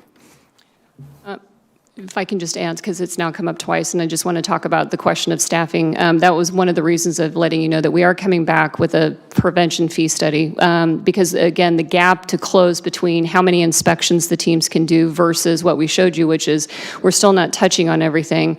The next conversation to have with council is we can tell you what the gold standard is, which is that NFPA 1730, but really council will have to balance the priorities with the budget, and that obviously will go into how much of it can be recovered through fees. We'll talk about that and what those numbers might look like in a few months. But then it's not really for the prevention team to decide for the community. That's been kind of the heart of a lot of talks that we've actually had, is that we can tell you what we can recommend, but ultimately we're seeking your input at that point to be able to help us, like, what do you want us to deliver? And then we can actually make sure that the team's actually able to capitalize on that. Great, thank you. I guess just to repeat, what I was interested in seeing is sort of the report, a quarterly breakdown of the OT for the fire prevention, and then additionally any spending that you've got, or maybe some great pictures of work that you've done in outreach. That would be wonderful. Thank you. Great. And we have one other question, but can you drop the slide deck so that we can see your lovely faces on the TV? Are you sure? Yeah, please, thank you. Councilmember Nueva Camina. Thank you. DC Coraconi, Fire Marshal, Assistant Fire Marshal, thank you for coming in with all of the information that you did tonight. My question is on one of the key focus areas for 2025 is the top one, refining performance metrics. I know that as we grow and shift and change, that the metrics that we track sometimes may or may not be useful. And I'm by no means am I saying that we're tracking the wrong thing by any means. I appreciate establishing the clearer definitions of scheduled inspections and tracking compliance rates more effectively. In that refining, in that process, are we also doing a reassessment of the metrics that we're measuring? The data that we're taking a look at? Are we questioning, are these the right metrics that we should be tracking at this moment in Redmond? That's a great question, and it is something we've been asking ourselves over the last year or so. And that is, how do we explain what we do, and how do we measure the effectiveness of what we do, and how do we translate that? I think you mentioned it, the performance measurement that we have within the budget that we've been using for the last 12 years has been the percentage of inspections completed. How many have we done that were scheduled? And that's kind of a squishy number in our books today, because I can schedule 2, get them done, I have 100%, and I look great. And that's really doesn't tell us what we've done or what we should be doing, which is where we're looking to change some of those metrics back to like what we presented in the report here for NFPA 1730, which would say you should be doing those high-risk properties as you define them every year, those moderate-risk occupancies every other year, and those low-risk occupancies, go see those every third year. And so once we identified that categorization and that tempo, we have a specific numbers of buildings that we should then be inspecting, if that's the goal of council. And then we can measure progress against that kind of set benchmark. So yeah, we are looking at how we measure what we are trying to do, and make sure that it reflects our current workload versus workload from a decade ago. Thank you. All right, any other comments or questions? Well, once again, thank you three very much. It's nice to see you. Thanks again for the updates and looking forward to hearing the next quarter. So thank you. Thank you. Our next item of business is Ombuds report. We have Councilmember Stewart for the month of April, day one, and Councilmember Kritzer to wrap up March. So let's start with Council President Kritzer and then go to Councilmember Stewart. Thank you. So much of the last 2 weeks or so in Ombuds, I've been responding to messages about the Old Firehouse Teen Center. Want to note we have received some just really beautiful stories and testimonies about the importance and power of this facility and what it's meant to people over time and currently. And I've tried to make sure to respond to let our teens know how much our council cares as we make this decision going forward about making sure that it is teen-centered and teen-led and that we really engage with our community going forward. So really appreciate everyone who came out tonight to be able to speak, as well as those who've been writing to us and the over 3,000 people who signed the petition and sent that to us. And as the mayor mentioned, I've been letting everyone know that we will have a study session to talk about the future of the Old Firehouse Teen Center on April 22nd, and just making sure everyone knows how to access watching that, and we'll continue to get out some information on that as well. Yeah, I also just want to reiterate that no decision by this council has been made yet on the future of the facility, and that engagement, a really deep engagement process is what we're planning to do, starting with listening tonight as well. And then I've also communicated with a couple other folks who've asked about other issues going on in the city. One resident wrote about concerns about towing policy and unclear signage around parking around Redmond Town Center, and I've been looking into that and we'll be getting back to them very shortly. A resident wrote to us about issues around accessibility on the streets, on some cross streets, and we shared that with the staff, both at parks as well as our Q Alert system, to be able to make sure if there were any things to do to address that accessibility issue, we could do so. A resident wrote to us about 311 and potentially using that as a non-emergency police line, easy access. And we did a little bit of research and shared some information back with that resident about the 311 number and some considerations there. Also had a resident that asked us a couple different questions, but one of the questions that they asked specifically was why the city isn't going to be doing as much in the future with Ridwell in partnership. And I'll just note this for those listening that starting in January 2026, the city is going to be under a new garbage and recycling hauling contract with Recology.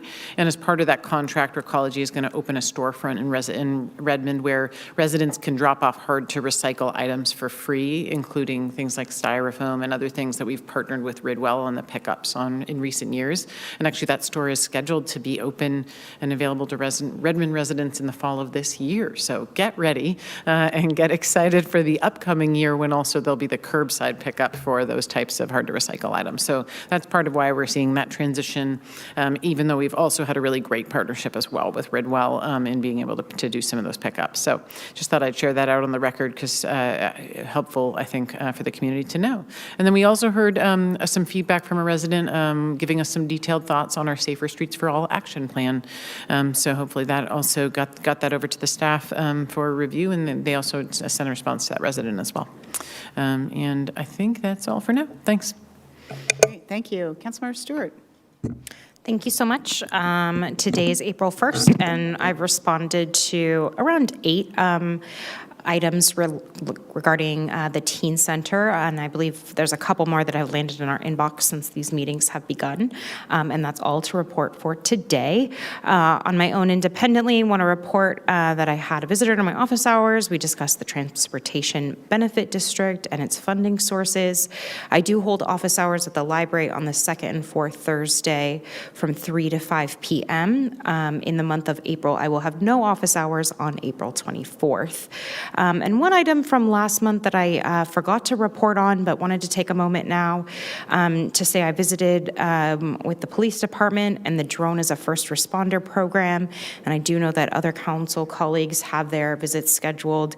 I really enjoyed that opportunity and came away with a deeper understanding of how all those pieces of technology that have been authorized in the past few months are going to be integrated with one another. So looking forward to more conversation with my colleagues as folks have their own visits. Thanks. Thank you. Council Vice President. Thank you. I received some communications from a community member about ADA concerns around sidewalks. It was discovered through staff's help that those sidewalks were actually Kirkland. So we passed them off to the right department over there, and they were very appreciative. Received emails and phone calls about the teen center, and so was sharing information about that. I just want to take a moment to appreciate how respectful the teens were tonight. Probably, in my opinion, one of the most respectful groups we've ever had in public comment. So very much appreciate them and them sharing their stories with us. I had a phone call concerning parking and in neighborhoods, and we're playing a little bit of phone tag, so I'll be following up on that. I had an email about assistance finding a job in the community, so I've pointed that person to some resources. And then some really exciting news, I've helped 2 young women secure Congressional Gold Medal Awards for their volunteerism, and a lot of that took place here in Redmond and with VALA and at the Redmond Old Firehouse Teen Center. So that's very exciting. Great. That's very cool. Any other ombuds items for tonight? Councilmember Fields. Yeah, not to beat the teen center issue to death, but I did talk with a number of people, and I mentioned this last week during council talk time.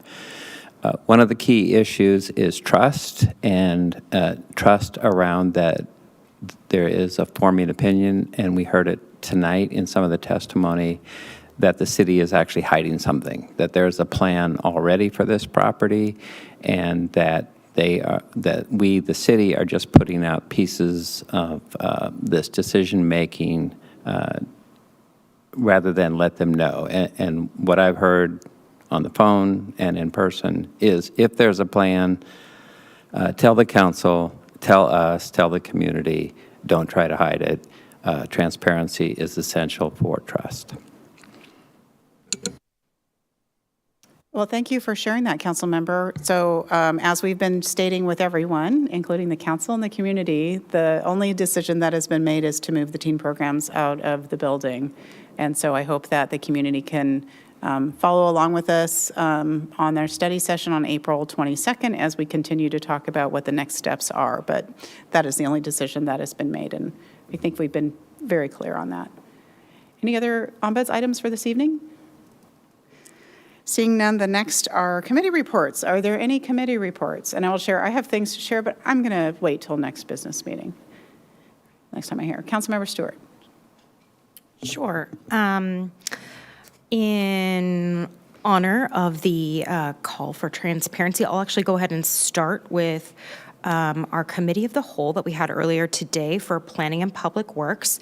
And I say that call to hearken to transparency because I want to let the public know that we had 2 items. We had 11 total on our agenda and 2 related to Plymouth. So I will describe those. A couple of the other items we had on here include a hearing that we're going to hold on May 6th after we adopt the resolution to do so at our next business meeting. That hearing on May 6th will be regarding the targeted areas for the multifamily tax exemption to promote more affordable housing in our urban centers. We had a final look at the Safe Streets Action Plan, which we will be adopting. We moved to the consent agenda on April 15th.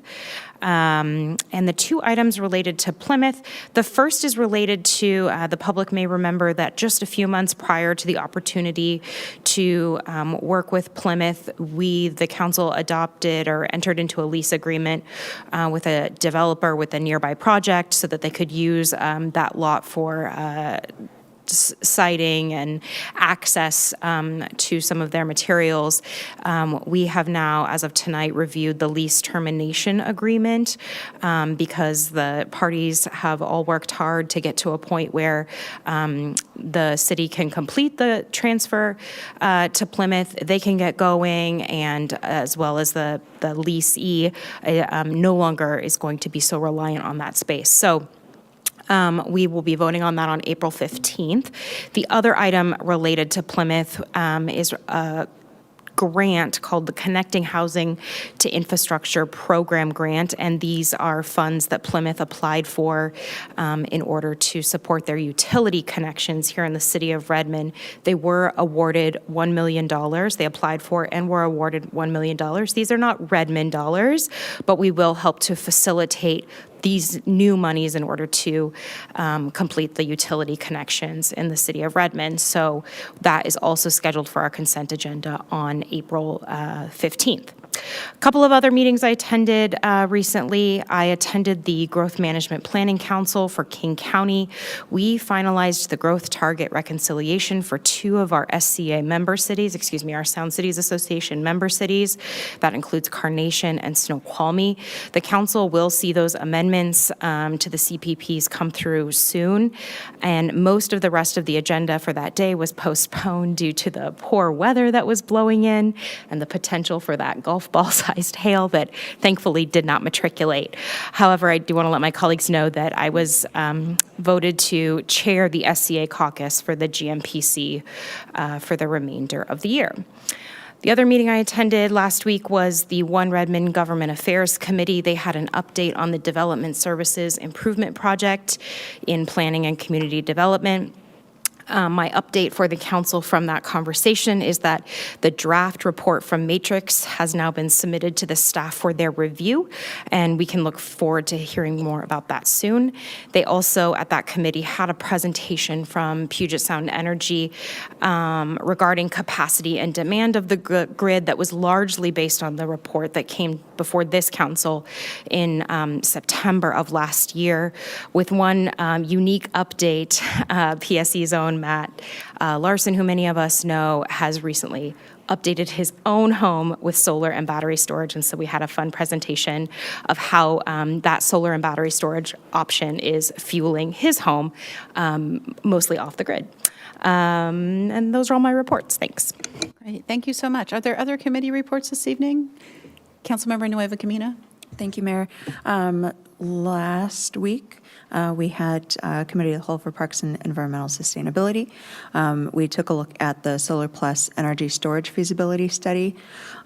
We also took a look at the tree mitigation update, this is a mouthful, the Climate Resiliency and Sustainability in Vegetation Management Plan update. We also had a couple of public works items that came over for scheduling, and one that I'm quite excited about, well, actually both of them. One was approving the consultant agreement with OAC Services for our Maintenance and Operations Center, lovingly known as the MOC Campus Redevelopment Project. We also awarded the bid to Alpha Developers, LLC of Seattle for the Fire Station 17 siding replacement project. Now, this one's been getting quite a bit of talk about it, and because we are going to be replacing the siding on there. And the reason why we're doing this is to avoid structural damage that we had seen with the senior center and to catch that before it does any further damage. And then to wrap it up with a beautiful highlight that everybody is very excited about is the dog park update. In 2025, we're going to see the pop-ups return to Luke McRedmond, as well as Hartman Parks. We know that at Hartman, we're not going to deal with any scheduling issues that had come up last season.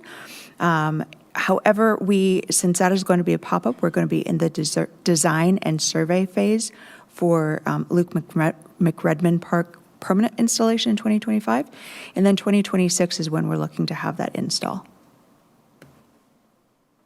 Thank you. I've got Councilmember Fields for an update. Thank you. We held the first Lodging Tax Advisory Committee meeting of the year. Primarily, It was a briefing for members to catch up on strategic plan, tourism board, and also a presentation by the City of Redmond transportation staff on the pilot program that is being funded out of LTAC for bicycle parking facilities in coordination with our hotels in Redmond. There were no votes taken. It was primarily briefing. As always, a very efficient, although 2-hour-long meeting by Jackie, and always appreciate the LTAC committee. Thank you. Council President. I attended the Rye 8 Salmon Recovery Council meeting. It was an interesting meeting. We discussed a couple different things. Talked about the developments around salmon recovery at the state legislative level. I've also been participating in a legislative subgroup of that committee that meets to be able to track and bring our different jurisdictions together to advocate around salmon priorities. And we'll see how that shapes out on the state level. We also approved a letter to our congressional delegation with our priorities for fiscal year 2026, and added within there, in addition to kind of some details on federal funding programs that we think are important. Also just an emphasis on the importance of staffing many of the different agencies for natural resources that are really critical to delivering those grants and ensuring the health of our waterways and the health of our habitat. So I think, while also, using some very thoughtful language. So it was a great discussion. And then I'll also note that we had an updated presentation on one of my favorite topics to share with the council about, which is artificial light at night. The studies have continued to advance on that. Mid-Sound Fisheries Enhancement Group and the King Conservation District have been developing out these toolkits to provide technical assistance to homeowners, as well as they're going to be working actually with a couple of our neighboring shoreline jurisdictions on some of the code updates and outreach to residents, and hopefully will be on their list soon. So look forward, even though I've been priming the pump for a while, we're going to be seeing this, I think, come to Redmond. We will, I think there's some really good advancement on the materials now, and I think it's getting ready for prime time here in the city of Redmond too. But definitely I know that I think Sammamish and Bellevue and a couple of the Lake Washington cities, because it's really gone from a Lake Sammamish project to now Lake Sammamish and Lake Washington. So you got both sides of the lake jurisdictions that are working on that. So a little bit about salmon as per usual. And I'll also note, I actually wasn't able to attend. Aaron Moldver covered the Kokanee ILA Management Committee, where that group did make some decisions around additional funding we had previously allocated to go to some impactful projects for Kokanee recovery. And thanks to Aaron for covering that. I ended up getting an additional SCA board meeting scheduled at the same time. So, which I also attended the SCA board meeting. We've actually had two since our last business meeting. One of which we discussed various issues. In particular, we have a new executive director, so discuss some of the issues around, how to set him on a really great path. And then also we'll note that we had made a decision around a representative to the King County Regional Homelessness Authority, representing people with lived experience. Yeah, that was a couple of items that we covered during the SCA board meeting, and we'll be going back to that next month. Also attended the One Redmond board meeting. We discussed a couple different topics. Actually, Christina recapped some of the presentation she gave to the council. And I'll just note there was a lot of discussion around state legislative proposals, concerns from the business community. And I did join Mayor Burney the following week in being invited to follow up and be in a discussion with several different businesses and members of our business community, other leaders, for a discussion around potential impacts. So it was really helpful to get those perspectives. And I think that's all of my committee reports. Thanks. Thanks. I realize that I'm not going to be at the next business meeting, so I'll very quickly recap some really quick things about a few of the meetings that I've been a part of. One, at Cascade Water Alliance, our current CEO, Ray Hoffman, is going to be retiring, and so we'll be starting a CEO search for the next CEO. So really, we'll be sad to see him go. He's an exceptional CEO as well as human, so it'll be hard to replace him. So that's one. Two, the Sound Transit Board, including me, chose the next CEO as Dale Constantine, who most people might know as our former county executive. And so Mr. Constantine started his job as CEO today, which pushed into motion a string of events, which led to his next in line, Shannon Braddock, to be named as the interim King County executive, which, fun fact, first female King County executive for King County. So really excited to see her in that role. She's been a great partner and look forward to working with her. So that was a lot of change. And then I think the last thing I'll mention is that I am on the Regional Policy Committee, and one of the things we do is that we bring the Sound Cities and City of Redmond's perspective to ballot measures that end up on the ballot through King County. This year, we have multiple ballot measures that will be coming to voters. We have a Medic 1 levy that will be in the fall. We have an APHIS ballot measure that I cannot tell you when it is, but it's sometime this year. And then we also have a Parks levy, which we're in a lot of discussions and negotiations right now. It's really important for King County to maintain all their parks, and including putting money to East Trail that runs through Redmond, Mary Moore Park, which is not in Redmond but adjacent, and we get a lot of use out of that, as well as parks throughout the county and other activities.